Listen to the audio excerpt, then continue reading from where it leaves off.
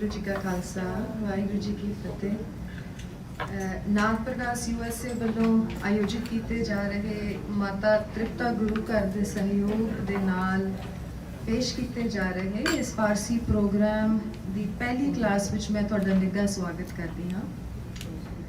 ਸਾਡੇ ਨਾਲ ਇੱਥੇ ਗੁਰੂ ਘਰ ਦੀ ਲਾਇਬ੍ਰੇਰੀ ਵਿੱਚ ਇਨ ਪਰਸਨ ਸਟੂਡੈਂਟਸ ਜੁੜੇ ਨੇ ਤੇ ਲਾਈਵ ਸਟ੍ਰੀਮ ਕਲਾਸ ਉੱਤੇ ਸਾਡੇ ਕੋਲ USA ਦੀਆਂ ਅਲੱਗ ਡਿਫਰੈਂਟ ਸਟੇਟਸ ਤੋਂ, ਕੈਨੇਡਾ ਤੋਂ, UK, Germany, Israel and India ਦੇ ਕਾਫੀ ਸਟੂਡੈਂਟਸ ਨੇ ਰਜਿਸਟਰ ਕੀਤਾ। ਉਹਨਾਂ ਦੇ ਲਈ ਇਹ ਲਾਈਵ ਸਟ੍ਰੀਮ ਅਵੇਲੇਬਲ ਹੋ ਰਹੇਗਾ। ਤੇ ਜਿੱਦਾਂ ਕਿ ਤੁਹਾਨੂੰ ਪਤਾ ਹੈ ਕਿ ਇਹ ਕਲਾਸਿਸ ਅਸੀਂ ਹਰ ਐਤਵਾਰ ਹਰ ਸੰਡੇ ਨੂੰ 1:30 PM ਈਸਟਰਨ ਸਟੈਂਡਰਡ ਟਾਈਮ ਨੂੰ ਸ਼ੁਰੂ ਕਰਿਆ ਕਰਾਂਗੇ, ਜਿਹੜੀਆਂ ਕਿ 4 ਵਜੇ ਤੱਕ ਚੱਲਣਗੀਆਂ। 4 PM ਈਸਟਰਨ ਸਟੈਂਡਰਡ ਟਾਈਮ ਤੱਕ ਚੱਲਣਗੀਆਂ। 1:30 PM Eastern Standard Time of course implies 1:30 Pacific Standard Time and 12 AM midnight India. So this time the especially live stream जो students ਜਿਹੜੇ ਸੁਣ ਰਹੇ ਨੇ ਉਹਨਾਂ ਲਈ significant ਹੈ, ਜੋ ਮੈਂ mention ਕਰ ਰਹੀ ਹਾਂ ਇੱਥੇ। So ਅੱਜ ਦੇ ਦਿਹਾੜੇ ਸੰਗਤੀ ਰੂਪ ਵਿੱਚ ਅੱਜ ਅਸੀਂ 10ਵੇਂ ਪਿਤਾ ਸ਼੍ਰੀ ਗੁਰੂ ਗੋਬਿੰਦ ਸਿੰਘ ਮਹਾਰਾਜ ਦਾ ਪ੍ਰਕਾਸ਼ ਉਤਸਵ ਮਨਾ ਰਹੇ ਹਾਂ। ਤੇ ਗੁਰੂ ਸਾਹਿਬ ਦੀ ਕਲਮ ਤੋਂ ਫਾਰਸੀ ਦੀ ਜ਼ੀਨਤ ਪੇਸ਼ ਹੋਈ ਹੈ ਦਸਮ ਗ੍ਰੰਥ ਦੇ ਵਿੱਚ, ਜ਼ਫਰਨਾਮਾ ਤੇ ਹਕਾਇਤਾਂ ਦੇ ਰੂਪ ਵਿੱਚ।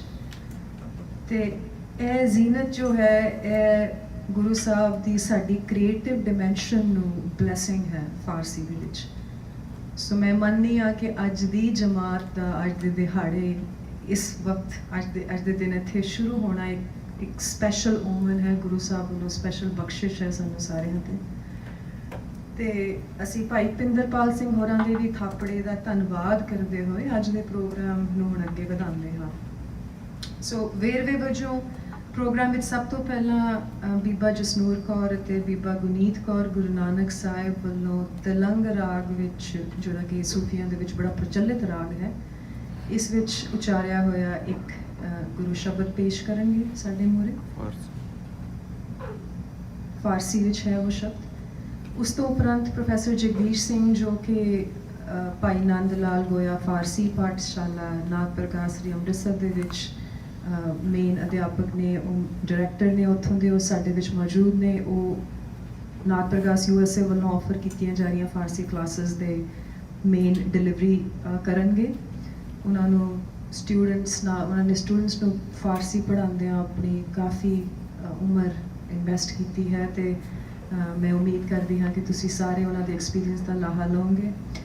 ਇਸ ਤੋਂ ਬਾਅਦ ਭਾਈ ਨੰਦ ਲਾਲ ਗੋਇਆ ਵੱਲੋਂ ਫਾਰਸੀ ਵਿੱਚ ਰਚੀ ਇੱਕ ਗਜ਼ਲ ਪੇਸ਼ ਕੀਤੀ ਜਾਏਗੀ ਤੇ ਫਿਰ ਭੈਣ ਜੀ ਰਮਨ ਕੌਰ ਆਪਣੇ ਕਮੈਂਟਸ ਪੇਸ਼ ਕਰਨਗੇ। ਪ੍ਰੋਫੈਸਰ ਜਗਦੀਸ਼ ਸਿੰਘ ਸਾਨੂੰ ਬੇਸਿਕਲੀ ਫਾਰਸੀ ਕਲਾਸ ਦੇ ਨਾਲ ਜੁੜੇ ਬੈਕਡ੍ਰੌਪ ਤੇ ਕੰਟੈਕਸਟ ਦੇ ਨਾਲ ਇੱਕ ਚੰਗੀ ਇਨਫੋਰਮੇਸ਼ਨ ਅੱਜ ਦੇਣਗੇ।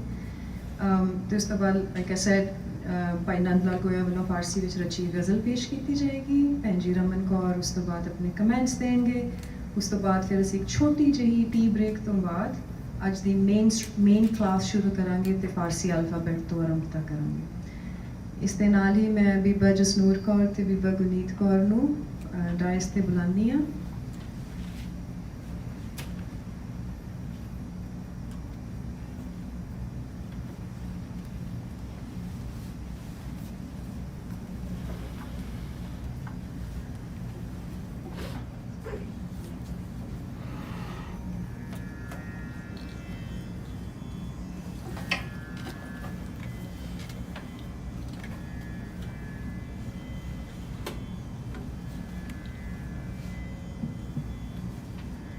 जी का खालसा वाहिगुरू जी की फतेह।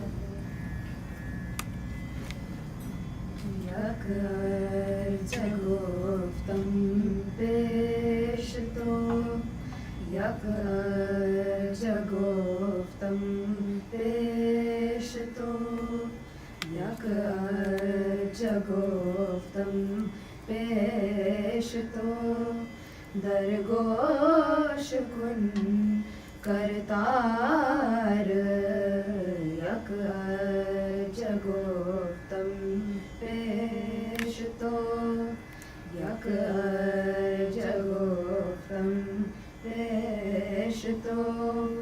दरगोश कुन करतार यक जगोफ्तम पेश तो यक जगोफ्तम पेश तो हका कबीर करीम तू हका कबीर करीम तू हका कबीर करीम तू बेअब परवरदिगार दुनिया मुकाम फानी दुनिया मुकाम फानी तहकीक दिलदानी यक जगोफ्तम पेश तो यक जगोफ्तम पेश तो दरगोश कुन करतार यक जगोफ्तम पेश तो यक जगोफ्तम पेश तो जन पिसर पदार बिरादरा जन पिसर पदार बिरादरा कसलेश दस्तंगीर आहर बख्तम गशनागार चूशवत तकबीर सब रोज गश्तम दर हवा कर कदेम बदी खयाल गाहे नाने की कार कदम मम इजनी आवार बदबख्त हम चू बखील बदबख्त हम चू बखील गावे बेंजर बेबाक नानक बगोयद जंतरा नानक बगोयद जंतरा तेरे चाकरा पाक जगोफ्तम पेश तो यक जगोफ्तम पेश तो दरगोश कुन करतार यक जगोफ्तम पेश तो यक जगोफ्तम पेश तो वाहिगुरू जी का खालसा वाहिगुरू जी की फतेह।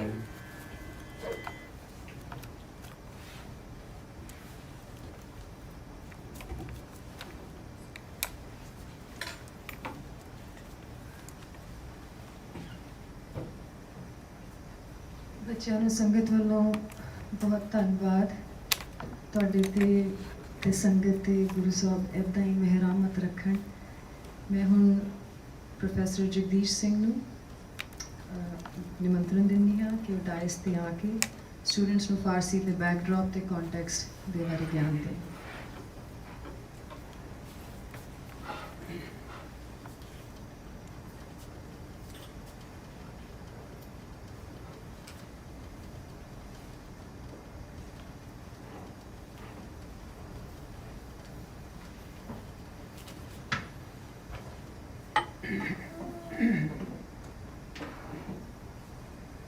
सत्कारयोग साध संगत जी, वाहिगुरू जी का खालसा वाहिगुरू जी की फतेह।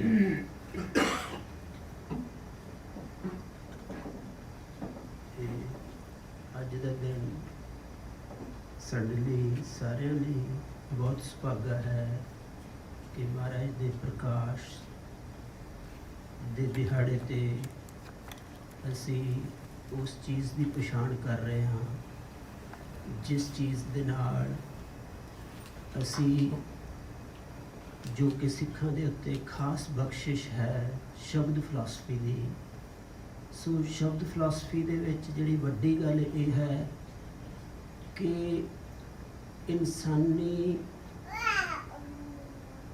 ਐਫਰਟਸ ਦੇ ਵਿੱਚ ਜੋ ਵੀ ਇਲਮ ਦੀਆਂ ਪੀਕਸ ਕ੍ਰੀਏਟ ਕੀਤੀਆਂ ਜਾਂਦੀਆਂ ਉਹਨਾਂ ਦੀਆਂ ਹਾਇਰ ਡੁਐਲਿਟੀਜ਼ ਨੂੰ ਰਿਜ਼ੋਲਵ ਕਰਨ ਦੀ ਤਾਕਤ ਸ਼ਬਦ ਫਿਲਾਸਫੀ 'ਚ ਹੁੰਦੀ ਹੈ।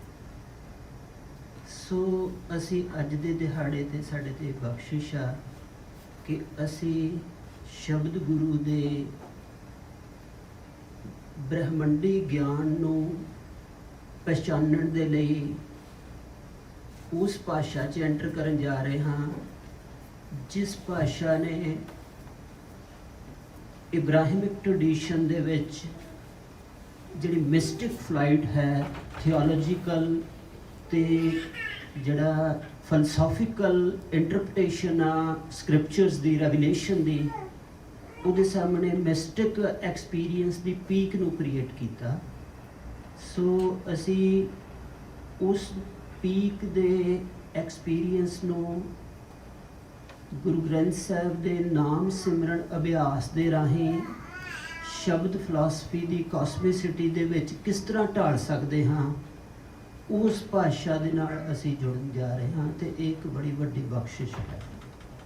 ਸੋ ਮੇਰੇ ਕਹਿਣ ਦਾ ਮਤਲਬ ਇਹ ਹੈ ਕਿ ਅਸੀਂ ਪਰਸ਼ੀਅਨ ਪੜ੍ਹਨ ਜਾ ਰਹੇ ਹਾਂ। ਸੋ ਪਰਸ਼ੀਅਨ ਦੇ ਨਾਲ ਸਾਡਾ ਰਿਲੇਸ਼ਨ ਜਿਹੜਾ ਆ ਉਹ ਇਕੱਲਾ ਇਤਿਹਾਸਕ ਤੌਰ ਤੇ ਨਹੀਂ ਹੈ ਜਾਂ ਇਕੱਲਾ ਸਾਹਿਤਕ ਤੌਰ ਤੇ ਨਹੀਂ ਹੈ। ਉਸ ਨਾਲ ਸਾਡਾ ਰਿਲੇਸ਼ਨ ਸਪਿਰਚੁਅਲ ਐਕਸਪੀਰੀਅੰਸ ਦੇ ਵਿੱਚੋਂ ਹੈ। ਤੇ ਜਦੋਂ ਸਿੱਖਾਂ ਨੇ ਆਪਣੇ ਸ਼ਬਦ ਫਿਲਾਸਫੀ ਦਾ ਵਰਲਡ ਵਾਈਡ ਕੋਈ ਕਾਸਮਿਕ ਟਰੁੱਥ ਪੈਦਾ ਕਰਨਾ ਹੈ ਤਾਂ ਉਹਦੇ 'ਚ ਪਰਸ਼ੀਅਨ ਲਿਟਰੇਚਰ ਦੀ ਜਿਹੜੀ ਸਪਿਰਿਟ ਹੈ ਜਿਹੜੀ ਕਿ ਮਿਸਟਿਕ ਹੈ ਉਸ ਦੇ ਨਾਲ ਡਾਇਲੋਗ ਕਰਕੇ ਅਸੀਂ ਇਬਰਾਹਿਮਿਕ ਟ੍ਰੈਡੀਸ਼ਨ ਨੂੰ ਡੀਲ ਕਰ ਸਕਦੇ ਹਾਂ।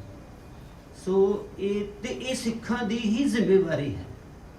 ਸੋ ਵੱਖ-ਵੱਖ ਸਕ੍ਰਿਪਚਰਸ ਦੇ ਵਿੱਚ ਜਿਹੜੇ ਥਿਓਲੋਜੀਕਲ ਐਸਪੈਕਟ ਬਣ ਜਾਂਦੇ ਹਨ ਜਾਂ ਫਲਸਫੇ ਦੀਆਂ ਰੈਸ਼ਨਲ ਡਾਈਮੈਂਸ਼ਨਸ ਬਣ ਜਾਂਦੀਆਂ ਹਨ ਜਿਹਦੇ ਨਾਲ ਕਿ ਮਿਸਟਿਕ ਐਕਸਪੀਰੀਅੰਸ ਜਾਂ ਜਿਹੜੇ ਬਿਯੋਂਡ ਦੇ ਐਕਸਪੀਰੀਅੰਸਿਸ ਆ ਉਹ ਬਾਹਰ ਰਹਿ ਜਾਂਦੇ ਹਨ।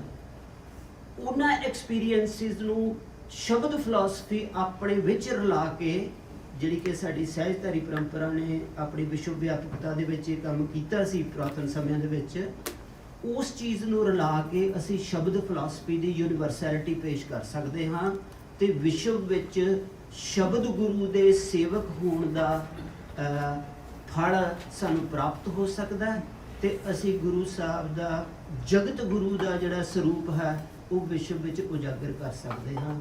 ਸੋ ਇਸ ਭਾਸ਼ਾ ਨੂੰ ਸਿੱਖਣ ਦੇ ਵਿੱਚ ਇਹ ਚੀਜ਼ ਪਈ ਹੋਈ ਹੈ। ਸੋ ਇਹ ਸੈਮਟਿਕ ਇਬਰਾਹਿਮਿਕ ਪਰੰਪਰਾ ਦੇ ਨਾਲ ਇਹਦਾ ਰਿਲੇਸ਼ਨ ਬਣਦਾ। ਇਹਦੇ 'ਚ ਇੱਕ ਜਿਹੜੀ ਖਾਸ ਬਿਊਟੀਫੁਲ ਗੱਲ ਇਹ ਹੈ ਕਿ ਈਰਾਨ ਨੇ ਜਿਹੜਾ ਹਿਸਟਰੀ ਦੇ ਵਿੱਚ ਟੈਰੀਬਲ ਐਕਸਪੀਰੀਅੰਸ ਹੰਡਾਇਆ ਕਿ ਉਹਦੀ ਲੋਕਲ ਟ੍ਰੈਡੀਸ਼ਨ ਨੂੰ ਜਿਹੜੀ ਅਰਬ ਦੀ ਟ੍ਰੈਡੀਸ਼ਨ ਹੈ ਉਹਨੇ ਪੋਲੀਟੀਕਲੀ ਸਨਬ ਕੀਤਾ, ਪਰ ਉਸ ਦੀ ਨਾਮ ਰਸੀ ਕ੍ਰੀਏਟਿਵ ਫਲਾਈਟ ਨੇ ਇਸਲਾਮ ਦੀ ਥਿਓਲੋਜੀਕਲ ਤੇ ਲਾਅ ਓਰੀਐਂਟਡ ਵਿਆਖਿਆ ਦੇ ਨਾਲ ਜੂਝਦੇ ਹੋਏ ਆਪਣੀ ਮੌਲਿਕਤਾ ਨੂੰ ਬਰਕਰਾਰ ਰੱਖਿਆ ਤੇ ਆਪਣੀ ਨਾਮ ਰਸੀ ਪਵਿੱਤਰਤਾ ਨੂੰ ਸਾਂਭਿਆ। ਇਹ ਉਹਨਾਂ ਦੀ ਬਹੁਤ ਵੱਡੀ ਘਾਲਣਾ ਆ। ਪਰ ਉਹ ਨਾਮ ਰਸੀ ਜਿਹੜੀ ਘਾਲਣਾ ਆ ਉਹਨੂੰ ਹੁਣ ਸ਼ਬਦ ਦੀ ਯੂਨੀਵਰਸੈਲਿਟੀ ਦੀ ਲੋੜ ਹੈ। ਸੋ ਜਿਵੇਂ ਕਿ ਤੁਸੀਂ ਭਾਈ ਗੁਰਦਾਸ ਜੀ ਪੜ੍ਹਦੇ ਹੋ ਕਿ ਸੁਣੀ ਪੁਕਾਰ ਦਤਾਰ ਪ੍ਰਭ ਗੁਰੂ ਨਾਨਕ ਜਗ ਮਾਹੇ ਪਠਾਇਆ। ਸੋ ਉਹ ਪੁਕਾਰ ਕੀ ਹੈ? ਉਹ ਪੁਕਾਰ ਦੇ ਵਿੱਚ ਜ਼ੁਬਾਨਾਂ, ਵੱਖ-ਵੱਖ ਧਰਤੀਆਂ, ਵੱਖ-ਵੱਖ ਲੋਕਾਂ ਦੇ ਇਤਿਹਾਸ ਤੇ ਵੱਖ-ਵੱਖ ਧਰਤੀ ਦੀਆਂ ਸਿਵਿਲਾਈਜੇਸ਼ਨਸ ਦੀ ਜਿਹੜੀ ਮਾਰਚਿੰਗ ਹੁੰਦੀ ਆ ਉਹਦੇ ਵਿੱਚ ਪ੍ਰੇਅਰ ਪੈਦਾ ਹੁੰਦੀ ਆ। ਸੋ ਈਰਾਨ ਦੇ ਵਿੱਚ ਜਿਹੜੀ ਪ੍ਰੇਅਰ ਪੈਦਾ ਹੋਈ ਜਿਹਨੂੰ ਗੁਰੂ ਨਾਨਕ ਦਾ ਫਲ ਧਰਤੀ ਤੇ ਲੱਗਾ ਇਸਲਾਮ ਦੇ ਰਾਹੀਂ, ਉਹ ਪ੍ਰੇਅਰ ਜਿਹੜੀ ਆ ਉਹ ਈਰਾਨ ਦੀ ਨਾਮ ਰਸੀ ਭਾਵਨਾ ਵਾਲੀ ਜਿਹੜੀ ਭਾਸ਼ਾ ਤੇ ਉਹਦਾ ਸਾਹਿਤ ਤੇ ਉਹਦੇ ਸੂਫੀ ਫਕੀਰ ਹਨ। ਸੋ ਜਿਹਦੇ ਤੇ ਗੁਰੂ ਸਾਹਿਬ ਨੇ ਦੋਹਾਂ ਕਟੋਰਿਆਂ ਤੇ ਵੀ ਹੱਥ ਰੱਖਿਆ ਹੋਇਆ। ਸੋ ਉਹਦਾ ਭਾਰਤੀ ਰੂਪ ਜਿਹੜਾ ਆ ਉਹ ਨਾਮ ਰਸ ਦੀ ਜਿਹੜੀ ਨਿਰਗੁਣ ਪਰੰਪਰਾ ਭਾਰਤ ਦੇ ਵਿੱਚ ਪੈਦਾ ਹੋਈ ਜਿਹਦੇ ਵਿੱਚੋਂ ਭਗਤੀ ਕਾਵਿ ਰਚਿਆ ਗਿਆ ਇਹ ਚੀਜ਼ ਨੂੰ ਗੁਰੂ ਸਾਹਿਬ ਨੇ ਫਿਰ ਸ਼ਬਦ ਦੇ ਵਿੱਚ ਉਹਨੂੰ ਸ਼ਾਮਲ ਕੀਤਾ, ਜਿਹਦੇ ਵਿੱਚ ਭਗਤ ਬਾਣੀ ਜਿਹੜੀ ਆ ਗੁਰੂ ਗ੍ਰੰਥ ਸਾਹਿਬ ਦੇ ਵਿੱਚ ਪ੍ਰਕਾਸ਼ਮਾਨ ਹੈ। ਸੋ ਇਸ ਤਰ੍ਹਾਂ ਅਸੀਂ ਭਾਸ਼ਾ ਦੇ ਨਾਲ ਪੇਸ਼ ਆਵਾਂਗੇ। ਭਾਸ਼ਾ ਨੂੰ ਸਿੰਪਲ ਅਰਥਾਂ ਦੇ ਵਿੱਚ ਨਹੀਂ ਦੇਖਣਾ, ਉਹ ਕਿਸੇ ਵੱਖਰੇ ਵੇਲੇ ਮੈਂ ਕਲਾਸਾਂ 'ਚ ਦੱਸਾਂਗੇ ਕਿ ਭਾਸ਼ਾ ਕਿਸ ਤਰ੍ਹਾਂ ਪੈਦਾ ਹੁੰਦੀ ਹੈ। ਸੋ ਪਹਿਲਾਂ ਫਾਰਸੀ ਦੀ ਸਿੱਖਾਂ ਦੇ ਲਈ ਕੀ ਤਾਰੀਫ ਹੋ ਸਕਦੀ ਹੈ ਤੇ ਸਾਨੂੰ ਕਿਉਂ ਫਾਰਸੀ ਪੜ੍ਹਨੀ ਚਾਹੀਦੀ ਹੈ। ਸੋ ਸਾਡਾ ਫਾਰਸੀ ਪੜ੍ਹਨ ਦਾ ਮਨੋਰਥ ਜਗਤ ਗੁਰੂ ਨਾਨਕ ਸਾਹਿਬ ਦੇ ਰਾਹੀਂ ਪ੍ਰਕਾਸ਼ਮਾਨ ਸ਼ਬਦ ਜੋਤ ਰੂਪ ਦੀ ਵਿਸ਼ਵ ਵਿਆਪਕਤਾ ਨੂੰ ਪੇਸ਼ ਕਰਨ ਲਈ ਇਬਰਾਹਿਮਿਕ ਟ੍ਰੈਡੀਸ਼ਨ ਦਾ ਜਿਹੜਾ ਮਿਸਟਿਕ ਐਕਸਪੀਰੀਅੰਸ ਦੀ ਸਿਖਰ ਆ ਫਾਰਸੀ ਜ਼ੁਬਾਨ 'ਚ, ਉਹਦੇ ਨਾਲ ਰਿਲੇਸ਼ਨ ਬਣਾਉਣ ਲਈ, ਜਿਹੜਾ ਕਿ ਸਾਡਾ ਟ੍ਰੈਡੀਸ਼ਨ 'ਚ ਹੈ, ਅਸੀਂ ਆਪਣੇ ਹਿਸਟਰੀ ਦੇ ਉਤਰਾਵਾਂ ਚੜਾਵਾਂ ਕਰਕੇ ਭੁੱਲੇ ਆ ਉਹਨੂੰ, ਉਹਦੇ ਨਾਲ ਦੁਬਾਰਾ ਕਨੈਕਟ ਕਰਨਾ, ਆਪਣੀ ਜਨਰੇਸ਼ਨ ਨੂੰ ਉਹਦੇ ਨਾਲ ਜੋੜਨਾ ਤੇ ਵਿਸ਼ਵ ਦੇ ਵਿੱਚ ਉਹ ਚੀਜ਼ ਦੀ ਮੰਗ ਪੂਰੀ ਕਰਨੀ, ਜਿਹੜੀ ਸਪਿਰਚੁਅਲ ਜਿਹੜੀ ਡਿਜ਼ਾਇਰ ਪੈਦਾ ਹੋਈ ਹੈ, ਜਿਹੜੀ ਕੁਐਸਟ ਆ ਧਰਤੀ ਦੀ, ਉਹਦੀ ਜਿਹੜੀ ਸਾਡੇ ਤੇ ਮਹਾਰਾਜ ਨੇ ਜ਼ਿੰਮੇਵਾਰੀ ਲਾਈ ਆ, ਉਸ ਜ਼ਿੰਮੇਵਾਰੀ ਦੇ ਕਾਬਲ ਹੋਣ ਦੇ ਲਈ ਸਾਨੂੰ ਇਹ ਭਾਸ਼ਾ ਜਿਹੜੀ ਆ ਉਹ ਪੜ੍ਹਨੀ ਚਾਹੀਦੀ ਹੈ।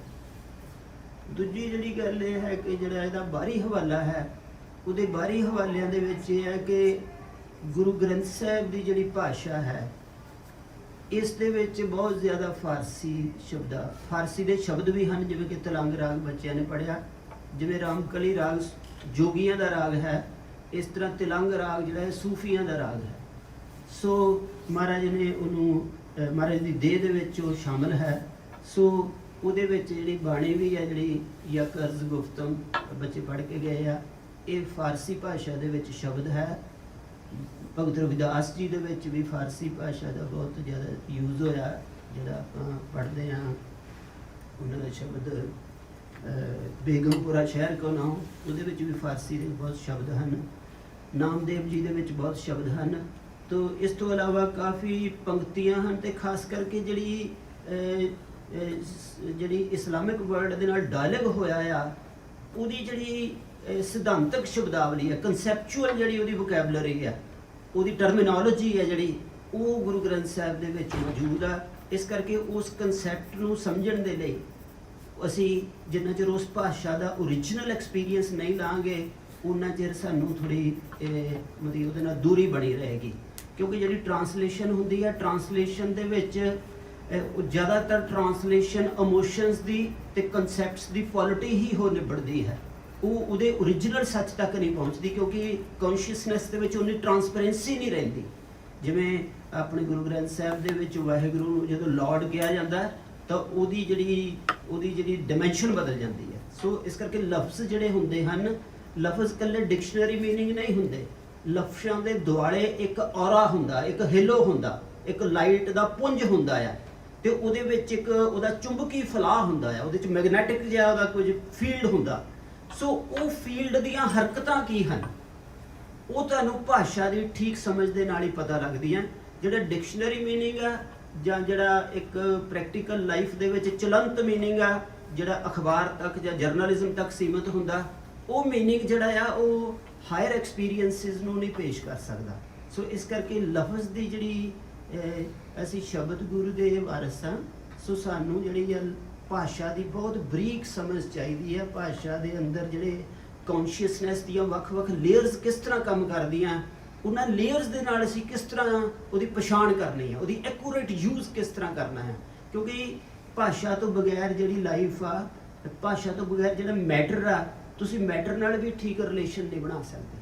ਭਾਸ਼ਾ ਤੋਂ ਬਗੈਰ ਤੁਸੀਂ ਬਾਡੀ ਨਾਲ ਵੀ ਠੀਕ ਰਿਲੇਸ਼ਨ ਨਹੀਂ ਬਣਾ ਸਕਦੇ। ਭਾਸ਼ਾ ਤੋਂ ਬਗੈਰ ਤੁਸੀਂ ਮਨ ਦੀਆਂ ਸੂਖਮਤਾਵਾਂ 'ਚ ਨਹੀਂ ਜਾ ਸਕਦੇ। ਭਾਸ਼ਾ ਦੀ ਅੰਡਰਸਟੈਂਡਿੰਗ ਤੋਂ ਬਗੈਰ ਤੁਸੀਂ ਆਪਣੀ ਇਮੈਜੀਨੇਸ਼ਨ ਨੂੰ ਰਿਚ ਨਹੀਂ ਕਰ ਸਕਦੇ। ਭਾਸ਼ਾ ਤੋਂ ਬਗੈਰ ਤੁਸੀਂ ਜਿਹੜਾ ਆ ਆਪਣੇ ਕਨਸੈਪਚੁਅਲ ਵਰਲਡ ਦੀ ਓਰੀਜਨੈਲਿਟੀ ਨਹੀਂ ਸਿਰਜ ਸਕਦੇ। ਸੋ ਭਾਸ਼ਾ ਤੋਂ ਬਗੈਰ ਤੁਸੀਂ ਅਰਦਾਸ ਦੇ ਕਾਬਿਲ ਨਹੀਂ ਹੋ। ਸੋ ਇਸ ਕਰਕੇ ਭਾਸ਼ਾ ਸਾਨੂੰ ਕੰਸਟਰਕਟ ਕਰਦੀ ਹੈ। ਸੋ ਅਸੀਂ ਇਕਬਾਲ ਨੇ ਸ਼ੇਰ ਵੀ ਲਿਖਿਆ ਆ, ਵਹੀ ਜਹਾਂ ਹੈ ਤੇਰਾ ਜਿਸੇ ਤੂੰ ਕਰੇ ਪੈਦਾ, ਇਹ ਸੰਗੋ ਖਿਸ਼ਤ ਨਹੀਂ ਜੋ ਤੇਰੀ ਨਿਗਾਹ ਮੇਂ ਹੈ। ਇਹ ਇੱਟਾਂ ਪੱਥਰ ਨਹੀਂ ਜਿਹੜੇ ਤੇਰੀ ਨਿਗਾਹ 'ਚ ਆ, ਉਹ ਜਹਾਨ ਤੇਰਾ ਆ ਜਿਹੜਾ ਤੂੰ ਪੈਦਾ ਕਰੇ।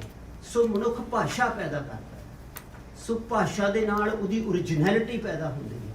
ਸੋ ਓਰੀਜਨਲ ਭਾਸ਼ਾ ਪੈਦਾ ਕਰਨੀ ਹੀ ਬੰਦੇ ਦਾ ਧਰਤੀ ਦੇ ਇੱਕ ਵੱਡਾ ਕਰਮ ਹੈ। ਸੋ ਉਹਦੇ ਵਿੱਚੋਂ ਜਿਹੜੀਆਂ ਸੋਸ਼ੋ ਪੋਲੀਟੀਕਲ ਮੂਵਸ ਜਿਹੜੀਆਂ ਉਹ ਪੈਦਾ ਹੁੰਦੀਆਂ ਤੇ ਸਿਵਿਲਾਈਜੇਸ਼ਨਲ ਮਾਡਲਸ ਪੈਦਾ ਹੁੰਦੇ ਆ। ਸੋ ਇਸ ਕਰਕੇ ਜਿਹੜਾ ਸ਼ਬਦ ਗੁਰੂ ਹੈ ਉਹਦਾ ਜਿਹੜਾ ਪ੍ਰਗਾਸ ਹੈ, ਜਦੋਂ ਮਹਾਰਾਜ ਪੀੜੇ ਦੇ ਪ੍ਰਕਾਸ਼ਮਾਨ ਹੁੰਦੇ ਹਨ ਤਾਂ ਉਹ ਕੀਰਤਨ ਦੀ ਹਜ਼ੂਰੀ 'ਚ ਹੁੰਦੇ ਹਨ। ਸੋ ਕੀਰਤਨ ਜਦੋਂ ਹੁੰਦਾ ਉਦੋਂ ਮਹਾਰਾਜ ਜਿਹੜੇ ਆ ਉਹ ਪ੍ਰਕਾਸ਼ਮਾਨ ਹੁੰਦੇ ਹਨ। ਸੋ ਇਸ ਕਰਕੇ ਸ਼ਬਦ ਗੁਰੂ ਦੀ ਜਿਹੜੀ ਸਾਇਲੈਂਸ ਹੈ, ਉਹਦੀ ਮੈਜੈਸਟੀ ਹੈ ਤੇ ਉਹਦਾ ਜਿਹੜਾ ਕੀ ਕਹਾਂਗੇ, ਉਹਦਾ ਜਿਹੜਾ ਜਲਾਲ ਹੈ ਜਾਂ ਜਮਾਲ ਹੈ, ਜਮਾਲ ਦਾ ਮਤਲਬ ਬਿਊਟੀ, ਉਹਦੀ ਜਿਹੜੀ ਬਿਊਟੀ ਹੈ ਤੇ ਉਹਦੀ ਜਿਹੜੀ ਲਾਈਟ ਹੈ, ਜਿਹੜੀ ਕਿ ਸਿਰਫ ਅੱਖਾਂ ਨਾਲ ਨਹੀਂ ਦਿਸਦੀ, ਉਹ ਭਾਸ਼ਾ ਦੇ ਰਾਹੀਂ ਸਾਡੀਆਂ ਮਨ ਦੀਆਂ ਤੇ ਰੂਹ ਦੀਆਂ ਅੱਖਾਂ ਨੂੰ ਦਿਸਦੀ ਹੈ। ਸੋ ਇਸ ਕਰਕੇ ਭਾਸ਼ਾ ਜਿਹੜੀ ਇੰਨੀ ਜ਼ਿਆਦਾ ਇੰਪੋਰਟੈਂਟ ਹੈ। ਭਾਸ਼ਾ ਨੂੰ ਬਿਲਕੁਲ ਜਿਹੜਾ ਆ ਵਿਹਾਰਕ ਪੱਧਰ ਤੇ ਜਦੋਂ ਕੌਮਾਂ ਟਰੀਟ ਕਰਦੀਆਂ ਆ ਤਾਂ ਉਹ ਕੌਮਾਂ ਕਦੀ ਵੀ ਸਿਵਿਲਾਈਜੇਸ਼ਨ ਦੇ ਵਿੱਚ ਲੀਡ ਨਹੀਂ ਕਰ ਸਕਦੀਆਂ ਤੇ ਉਹਦੇ 'ਚ ਹਰ ਇੱਕ ਏਜ ਦੇ ਵਿੱਚ ਜਿਹੜੀ ਟਰੁੱਥ ਦੀ ਕੰਸਟਰਕਸ਼ਨ ਹੋ ਰਹੀ ਹੈ ਉਹਦੇ ਵਿੱਚ ਕੰਟਰੀਬਿਊਟ ਨਹੀਂ ਕਰ ਸਕਦੀਆਂ। ਸੋ ਭਾਸ਼ਾ ਦੇ ਸੰਬੰਧ 'ਚ ਅਗਲਾ ਪੁਆਇੰਟ ਜਿਹੜਾ ਮੈਂ ਕਹਿਣਾ ਚਾਹੁੰਦਾ ਹਾਂ ਕਿ ਗੁਰੂ ਗ੍ਰੰਥ ਸਾਹਿਬ ਦੀ ਭਾਸ਼ਾ ਦੇ ਨਾਲ ਜਦੋਂ ਅਸੀਂ ਫਾਰਸੀ ਨੂੰ ਰਿਲੇਟ ਕਰਕੇ ਸਿੱਖਣ ਦੀ ਕੋਸ਼ਿਸ਼ ਕਰਦੇ ਹਾਂ ਤਾਂ ਇਹਨੂੰ ਮਾਂ ਬੋਲੀ ਨਾਲ ਕਨਫਿਊਜ਼ ਨਹੀਂ ਕਰਨਾ ਅਸੀਂ। ਸੋ ਮਾਂ ਬੋਲੀ ਦੀ ਕਨਸੈਪਸ਼ਨ ਜਿਹੜੀ ਉਹ ਡਿਫਰੈਂਟ ਆ, ਉਹ ਜਿਹੜੀ ਆ ਐਂਥਰੋਪੋਲੋਜੀ ਦੇ ਨੁਕਤੇ ਤੋਂ ਆ। ਰੈਵੀਲੇਸ਼ਨ ਜਿਹੜੀ ਆ ਉਹ ਐਂਥਰੋਪੋਲੋਜੀ ਦੇ ਨੁਕਤੇ ਤੋਂ ਨਹੀਂ ਹੁੰਦੀ। ਐਂਥਰੋਪੋਲੋਜੀ ਜਿਹੜੀ ਆ ਉਹ ਕਿਸੇ ਖਾਸ ਲੋਕੇਲ ਨਾਲ ਜੁੜੀ ਹੁੰਦੀ ਆ, ਖਾਸ ਜੀਓਗ੍ਰਾਫੀ ਨਾਲ, ਖਾਸ ਹਿਸਟਰੀ ਨਾਲ ਤੇ ਖਾਸ ਤਰ੍ਹਾਂ ਦੇ ਰੇਸ਼ੀਅਲ ਕੰਟੈਕਸਟ ਨਾਲ ਜੁੜੀ ਹੁੰਦੀ ਆ। ਸੋ ਰੈਵੀਲੇਸ਼ਨ ਜਿਹੜੀ ਆ ਉਹ ਰੇਸ਼ੀਅਲ ਕੰਟੈਕਸਟ, ਇਹਨਾਂ ਕੰਟੈਕਸਟ ਤੋਂ ਪਾਰ ਹੁੰਦੀ ਆ। ਉਹ ਇਹਨਾਂ ਨੂੰ ਨਵਾਜ਼ ਤੇ ਦਿੰਦੀ ਆ ਪਰ ਉਹ ਆਪ ਉਹਦਾ ਸੱਚ ਇਹਦੇ ਵਿੱਚ ਨਹੀਂ ਹੁੰਦਾ। ਇਸ ਕਰਕੇ ਗੁਰੂ ਗ੍ਰੰਥ ਸਾਹਿਬ ਦੀ ਜਿਹੜੀ ਭਾਸ਼ਾ ਆ ਇਹਨੂੰ ਕੇਵਲ ਪੰਜਾਬੀ ਮਾਂ ਬੋਲੀ ਵਾਲੀ ਭਾਸ਼ਾ ਨਹੀਂ ਬਣਾਇਆ ਜਾ ਸਕਦਾ। ਹਾਲਾਂਕਿ ਇਹਦਾ ਉਹਦੇ ਨਾਲ ਰਿਲੇਸ਼ਨ ਹੈ, ਪੰਜਾਬੀ ਮਾਂ ਬੋਲੀ ਨੇ ਵੀ ਬਹੁਤ ਕੁਝ ਸ਼ਬਦ ਪਰੰਪਰਾ 'ਚੋਂ ਲਿਆ ਹੋਇਆ ਆ ਤੇ ਉਹਦੇ ਰਾਹੀਂ ਅਸੀਂ ਇਹਦੇ ਸ਼ਬਦ ਪਰੰਪਰਾ ਤੱਕ ਪਹੁੰਚਣਾ ਜ਼ਰੂਰ ਆ ਤੇ ਉਹਦੇ ਨਾਲ ਰਿਲੇਸ਼ਨ ਰੱਖਣਾ ਆ ਤੇ ਉਹਦੀ ਨਵਾਜਿਸ਼ ਵੀ ਅਸੀਂ ਕਰਨੀ ਆ ਤੇ ਉਹਦੇ ਲੋਕਲ ਟਰੁੱਥ ਨੂੰ, ਜਿਹੜੇ ਯੂਨੀਵਰਸਲ ਕੁਐਸਚਨਸ ਆ, ਉਹਦੇ ਵਿੱਚੋਂ ਜੇ ਕੋਈ ਚੀਜ਼ ਬਚਾਉਂਦੀ ਆ ਪੰਜਾਬ ਨੂੰ ਤਾਂ ਉਹ ਗੁਰੂ ਗ੍ਰੰਥ ਸਾਹਿਬ ਹੀ ਬਚਾਉਂਦਾ ਹੈ। ਇਸੇ ਕਰਕੇ ਪੂਰਨ ਸਿੰਘ ਕਹਿੰਦਾ ਪੰਜਾਬ ਜਿਉਂਦਾ ਗੁਰਾਂ ਦੇ ਨਾਂ ਤੇ। ਸੋ ਜਿਹੜੀ ਇਸ ਕਰਕੇ ਜਿਹੜਾ ਇਹਨੂੰ ਮਾਂ ਬੋਲੀ ਨਾਲ ਕਨਫਿਊਜ਼ ਨਹੀਂ ਕਰਨਾ, ਇਹਦੇ 'ਚ ਅਸੀਂ ਕਾਹਲੀ ਕਰ ਜਾਂਦੇ ਹਾਂ। ਸੋ ਮਾਂ ਬੋਲੀ ਜਿਹੜੀ ਆ ਉਹਦੇ ਵਿੱਚ ਜਿਹੜਾ ਆ ਤੁਸੀਂ ਦੇਖੋ ਕਿ ਗੁਰੂ ਗ੍ਰੰਥ ਸਾਹਿਬ ਦੀ ਭਾਸ਼ਾ ਤੇ ਜਿਹੜੀ ਸ਼ਾਹ ਹੁਸੈਨ ਦੀ ਭਾਸ਼ਾ ਆ, ਸ਼ਾਹ ਹੁਸੈਨ ਗੁਰੂ ਅਰਜਨ ਸਾਹਿਬ ਦਾ ਕੰਟੈਂਪਰੇਰੀ ਪੋਇਟ ਆ। ਸ਼ਾਹ ਹੁਸੈਨ ਦੀ ਭਾਸ਼ਾ ਤੇ ਗੁਰੂ ਅਰਜਨ ਸਾਹਿਬ ਦੀ ਭਾਸ਼ਾ ਨੂੰ ਜੇ ਕੰਪੇਅਰ ਕਰੋ ਉਹ ਬਿਲਕੁਲ ਡਿਫਰੈਂਟ ਹੈ। ਭਾਈ ਗੁਰਦਾਸ ਦੀ ਭਾਸ਼ਾ ਬੁੱਲੇ ਸ਼ਾਹ ਤੋਂ, ਸ਼ਾਹ ਹੁਸੈਨ ਤੋਂ, ਇਹਨਾਂ ਸਾਰੇ ਕਿੱਸਾ ਪੋਇਟਸ ਤੋਂ, ਸੂਫੀ ਪੋਇਟਸ ਤੋਂ ਬਿਲਕੁਲ ਡਿਫਰੈਂਟ ਭਾਸ਼ਾ ਆ। ਸੋ ਉਹ ਡਿਫਰੈਂਟ ਕਿਉਂ ਆ? ਕਿਉਂਕਿ ਉਹ ਆਪਣੇ ਲੋਕਲ ਕੁਐਸਚਨਸ ਦੇ ਵਿੱਚ ਜਿਹੜੇ ਕਾਸਮਿਕ ਕੁਐਸਚਨਸ ਪਏ ਹੋਏ ਆ ਉਹਨਾਂ ਨੂੰ ਰਿਲੇਟ ਕਰਦੀ ਤੇ ਉਹ ਇੱਕ ਯੂਨੀਵਰਸੈਲਿਟੀ ਨੂੰ ਰਿਪਰੈਜ਼ੈਂਟ ਕਰਦੀ। ਉਹ ਰੈਵੀਲੇਸ਼ਨ ਨਾਲ ਕਨੈਕਟਡ ਭਾਸ਼ਾ ਹੈ। ਸੋ ਉਹ ਮਿਸਟਿਕ ਨਹੀਂ ਹੈ, ਨਾ ਹੀ ਉਹ ਕਲਚਰਲ ਫੋਕਲੋਰ ਦੇ ਵਿੱਚੋਂ ਪੈਦਾ ਹੋਈ ਭਾਸ਼ਾ ਆ ਤੇ ਨਾ ਹੀ ਉਹ ਹਿਸਟਰੀ ਦੇ ਵਿੱਚੋਂ ਉਪਜੀ ਹੋਈ ਭਾਸ਼ਾ ਆ। ਸੋ ਇਸ ਕਰਕੇ ਇਹ ਜਿਹੜੀ ਭਾਸ਼ਾ ਹੈ ਗੁਰਮੁਖੀ ਭਾਸ਼ਾ ਆ ਤੇ ਇਹਦੀ ਗੁਰਮੁਖੀ ਹੋਈ ਲਿਪੀ ਆ। ਜਿਹੜੀ ਪੰਜਾਬੀ ਭਾਸ਼ਾ ਆ ਉਹਦੀ ਲਿਪੀ ਗੁਰਮੁਖੀ ਵੀ ਆ, ਸ਼ਾਹਮੁਖੀ ਵੀ ਆ ਤੇ ਕਿਤੇ ਕਿਤੇ ਦੇਵਨਾਗਰੀ ਵੀ ਆ। ਪਰ ਗੁਰੂ ਗ੍ਰੰਥ ਸਾਹਿਬ ਦੀ ਜਿਹੜੀ ਭਾਸ਼ਾ ਆ ਇਹ ਰੈਵੀਲੇਸ਼ਨ ਦੀ ਭਾਸ਼ਾ ਆ। ਇਹ religious philosophy, language of religious philosophy ਦੇ ਰਾਹੀਂ ਇਹਦੇ ਕੁਝ ਅੰਸ਼ ਸਮਝ ਆ ਸਕਦੇ ਆ। ਇੱਕ ਕਲਚਰਲ ਲੈਂਗੁਏਜ ਦੇ ਤੌਰ ਤੇ ਇਹ ਪੂਰੀ ਦੀ ਪੂਰੀ ਨਹੀਂ ਸਮਝ ਆ ਸਕਦੀ। ਹਾਲਾਂਕਿ ਅਸੀਂ ਕਲਚਰਲ ਲੈਂਗੁਏਜ ਨੂੰ ਇਹਦੇ ਟਕਰਾਅ 'ਚ ਵੀ ਨਹੀਂ ਲਿਆਉਣਾ, ਪਰ ਇਹਦੀ ਥੋੜੀ ਪਛਾਣ ਵੱਖਰੀ ਕਰਨੀ ਹੈ। ਇਹਦੀ ਤਰਤੀਬ ਗੁਰੂ ਅਰਜਨ ਸਾਹਿਬ ਜੀ, ਗੁਰੂ ਅੰਗਦ ਦੇਵ ਜੀ ਨੇ ਦਿੱਤੀ ਹੈ ਤੇ ਇਹਦੀ ਜਿਹੜੀ ਲਿਪੀ ਹੈ, ਲਿਪੀ ਦੀ ਜਿਹੜੀ ਧੁਨੀ ਹੈ, ਧੁਨੀ ਨੇਵਲ ਦੇ ਵਿੱਚ ਇਹਦਾ ਸੈਂਟਰ ਹੁੰਦਾ ਧੁਨੀ ਦਾ। ਸੋ ਜਿਹੜੀ ਸਾਡੀ ਦੇਖੋ ਤਰਤੀਬ ਦਾ ਕਮਾਲ ਦੇਖੋ ਕਿੰਨਾ ਜ਼ਬਰਦਸਤ ਆ ਕਿ ਊੜਾ ਐੜਾ ਈੜੀ ਸੱਸਾ ਹਾਹਾ ਜਦੋਂ ਅਸੀਂ ਬੋਲਦੇ ਆ ਤਾਂ ਇਹ ਬੜੇ ਸੌਫਟ ਜੇ ਸਵਰ ਆ ਤੇ ਇਹਦੇ ਵਿੱਚ ਸਾਡੀ ਮੂੰਹ ਦੇ ਵਿੱਚ ਕੋਈ ਅੰਗ ਇੱਕ ਦੂਜੇ ਨਾਲ ਨਹੀਂ ਟੱਚ ਹੁੰਦਾ। ਇਹ ਸਿਰਫ ਨੇਵਲ ਦੇ ਵਿੱਚੋਂ, ਸਾਹ ਦੇ ਵਿੱਚੋਂ ਨਿਕਲਣ ਵਾਲੀਆਂ ਧੁਨੀਆਂ ਹਨ। ਫਿਰ ਜਿਹੜੀ ਕੱਕਾ ਖੱਖਾ ਗੱਗਾ ਧੁਨੀ ਆ ਉਹ ਗਲੇ 'ਚ ਆ ਜਾਂਦੀ ਹੈ। ਇਹ ਨੇਵਲ ਤੋਂ ਬਾਹਰ ਆ ਰਹੀ ਦੇਖੋ, ਕੱਕਾ ਖੱਖਾ ਗੱਗਾ ਗੱਗਾ ਇੱਥੇ ਆ ਜਾਂਦੀ ਹੈ। ਫਿਰ ਅੱਗੇ ਚੱਚਾ ਛਿੱਛਾ ਜੱਜਾ ਉਹ ਦੰਦਾਂ ਦੇ ਥੱਲੇ ਆ ਜਾਂਦੀ ਹੈ। ਫਿਰ ਤੱਤਾ ਥੱਥਾ ਦੱਦਾ ਉਹ ਜੀਭ ਦੇ ਨਾਲ ਦੰਦਾਂ ਦੇ ਵਿੱਚ ਆ ਜਾਂਦੀ ਹੈ। ਪੱਪਾ ਪੱਫਾ ਬੁੱਲਾਂ ਦੇ ਆ ਜਾਂਦੀ ਹੈ। ਸੋ ਇਹ ਅੰਦਰੋਂ ਬਾਹਰ ਨੂੰ ਆਉਂਦੀ ਹੈ ਭਾਸ਼ਾ। ਇਹਦਾ ਸਾਰਾ ਸਟਰਕਚਰ ਦੇਖੋ ਕਿਸ ਤਰ੍ਹਾਂ ਧੁਨੀਆਂ ਦਾ ਅਰੇਂਜ ਕੀਤਾ ਗਿਆ ਆ। ਸੋ ਇਹਦਾ ਮਤਲਬ ਆ ਕਿ ਇਹ ਜਿਹੜੀ ਲਿਪੀ ਹੈ ਗੁਰਮੁਖੀ ਲਿਪੀ, ਇਹਦੀ ਤਰਤੀਬ ਗੁਰੂ ਅੰਗਦ ਸਾਹਿਬ ਨੇ ਰੈਗੂਲੇਸ਼ਨ ਦੀ ਭਾਸ਼ਾ ਲਈ ਦਿੱਤੀ ਤੇ ਰੈਗੂਲੇਸ਼ਨ ਦੀ ਭਾਸ਼ਾ ਜਿਹੜੀ ਆ ਉਹ ਲੋਕਲ ਕਲਚਰਲ ਐਂਥਰੋਪੋਲੋਜੀਕਲ ਮੁੱਦਿਆਂ ਨੂੰ ਵੀ ਨਾਲ ਲੈਂਦੀ ਹੈ, ਪਰ ਉਹ ਕੇਵਲ ਤੇ ਕੇਵਲ ਉਹਨਾਂ ਚੀਜ਼ਾਂ ਦੇ ਵਿੱਚ ਤੇ ਉਹਨਾਂ ਨਿਯਮਾਂ ਦੇ ਵਿੱਚ ਉਹਨੂੰ ਪਰਖਿਆ ਨਹੀਂ ਜਾ ਸਕਦਾ। ਇਸ ਕਰਕੇ ਮੇਰਾ ਕੁਐਸਚਨ ਹੈ ਕਿ ਗੁਰੂ ਗ੍ਰੰਥ ਸਾਹਿਬ ਦੇ ਵਿੱਚ ਸਹਿਸਕ੍ਰਿਤੀ ਦੇ ਸ਼ਲੋਕ ਹਨ, ਅਰਬੀ ਦੀ ਬਹੁਤ ਜ਼ਿਆਦਾ ਵੋਕੈਬਲਰੀ ਹੈ, ਉਹਦੇ ਵਿੱਚ ਬ੍ਰਜ ਦੀ ਬਹੁਤ ਵੋਕੈਬਲਰੀ ਹੈ, ਉਹਦੇ 'ਚ ਅਵਧੀ ਦੀ ਬਹੁਤ ਜ਼ਿਆਦਾ ਵੋਕੈਬਲਰੀ ਹੈ, ਤੇ ਪੰਜਾਬ ਦੀਆਂ ਜਿਹੜੀਆਂ ਉਪਬੋਲੀਆਂ ਹਨ ਉਹਨਾਂ ਦੀ ਬਹੁਤ ਜ਼ਿਆਦਾ ਭਾਸ਼ਾ ਉਹਦੇ ਵਿੱਚ ਸ਼ਾਮਿਲ ਕੀਤੀ ਗਈ ਹੈ। ਸੋ ਇੰਨੀ ਤਰ੍ਹਾਂ ਦੀ ਵੈਰਾਈਟੀ ਜਿਹੜੀ ਆ ਇਹ ਕਿਉਂ ਆ ਰਹੀ ਹੈ? ਕਿਉਂਕਿ ਗੁਰੂ ਗ੍ਰੰਥ ਸਾਹਿਬ ਇੱਕ ਇਹੋ ਜਿਹੀ ਇਹਨੂੰ ਸਕ੍ਰਿਪਚਰ ਵੀ ਨਹੀਂ ਕਹਿਣਾ ਚਾਹੀਦਾ, ਇਹ ਗੁਰੂ ਪਦ ਦੇ ਉੱਤੇ ਨਵਾਜਿਸ਼ ਹੈ, ਇਹ ਧਰਮ ਪੁਸਤਕ ਨਹੀਂ ਹੈ, ਇਹ ਗੁਰੂ ਪਦ ਦੇ ਉੱਤੇ ਪ੍ਰਕਾਸ਼ਮਾਨ ਬਾਣੀ ਰੂਪ ਹੈ। ਸੋ ਇਹਦੇ ਵਿੱਚ ਜਿਹੜਾ ਆ ਸ਼ਬਦ ਜਿਹੜਾ ਆ ਉਹ ਨਾਮ ਪ੍ਰਮੁਖਤਾ ਦੇ ਵਿੱਚ ਢਲਿਆ ਹੋਇਆ ਆ। ਜਿਵੇਂ ਕੁਰਾਨ ਸ਼ਰੀਫ ਦੇ ਵਿੱਚ ਜਿਹੜੀ ਹਰ ਇੱਕ ਸਕ੍ਰਿਪਚਰ ਦੀ ਇੱਕ ਪ੍ਰਮੁਖਤਾ ਆ, ਕੁਰਾਨ ਸ਼ਰੀਫ ਦੀ ਜਿਹੜੀ ਪ੍ਰਮੁਖਤਾ ਆ ਉਹ ਰਿਲੀਜੀਅਸ ਲਾਅ ਪੈਦਾ ਕਰਨਾ ਹੈ। ਐਂਡ ਜਿਵੇਂ ਓਲਡ ਟੈਸਟਾਮੈਂਟ ਆ ਉਹਦੀ ਪ੍ਰਮੁਖਤਾ ਸੇਕਰਡ ਹਿਸਟਰੀ ਪੈਦਾ ਕਰਨਾ ਹੈ। ਉਪਨਿਸ਼ਦਾਂ ਦੀ ਪ੍ਰਮੁਖਤਾ ਜਿਹੜੀ ਹੈ ਉਹ ਮੈਟਾਫਿਜ਼ੀਕਲ ਕੁਐਸਚਨਸ ਨੂੰ ਡੀਲ ਕਰਨਾ ਹੈ। ਸੋ ਗੁਰੂ ਗ੍ਰੰਥ ਸਾਹਿਬ ਦੀ ਪ੍ਰਮੁਖਤਾ ਕੀ ਹੈ? ਸੋ ਇਹ ਨੁਕਤਾ ਇਹਦੇ ਕਰਕੇ ਇਹਦੇ ਵਿੱਚ ਫਾਰਸੀ ਭਾਸ਼ਾ ਜਾਂ ਹੋਰ ਭਾਸ਼ਾਵਾਂ ਇਹਦੇ 'ਚ ਇਕੱਠੀਆਂ ਚੱਲ ਰਹੀਆਂ। ਉਹ ਨੁਕਤਾ ਇਹ ਹੈ ਕਿ ਗੁਰੂ ਗ੍ਰੰਥ ਸਾਹਿਬ ਸ਼ਬਦ ਕਾਸਮਿਸਿਟੀ ਨੂੰ ਨਾਮ ਵਿਸ਼ਵ ਵਿਆਪਕਤਾ ਦੇ ਵਿੱਚ ਪੇਸ਼ ਕਰਦੇ ਹਨ। ਸੋ ਉਹਦਾ ਜਿਹੜਾ ਗੁਰੂ ਸਾਹਿਬ ਦੀ ਦੇਹ ਹੈ ਉਹ ਸੰਗੀਤ ਹੈ, ਉਹ ਨਾਮ ਰਸੀ ਹੈ, ਪਰ ਉਹ ਕੇਵਲ ਨਾਮ ਨਹੀਂ ਹੈ, ਭਗਤੀ ਨਹੀਂ ਹੈ, ਉਹ ਇਕੱਲਾ ਭਗਤ ਦੀ ਬਾਣੀ ਨਹੀਂ ਹੈ, ਉਹ ਗੁਰੂ ਦੀ ਬਾਣੀ ਹੈ। ਸੋ ਗੁਰੂ ਸ਼ਬਦ ਗੁਰੂ ਹੁੰਦਾ।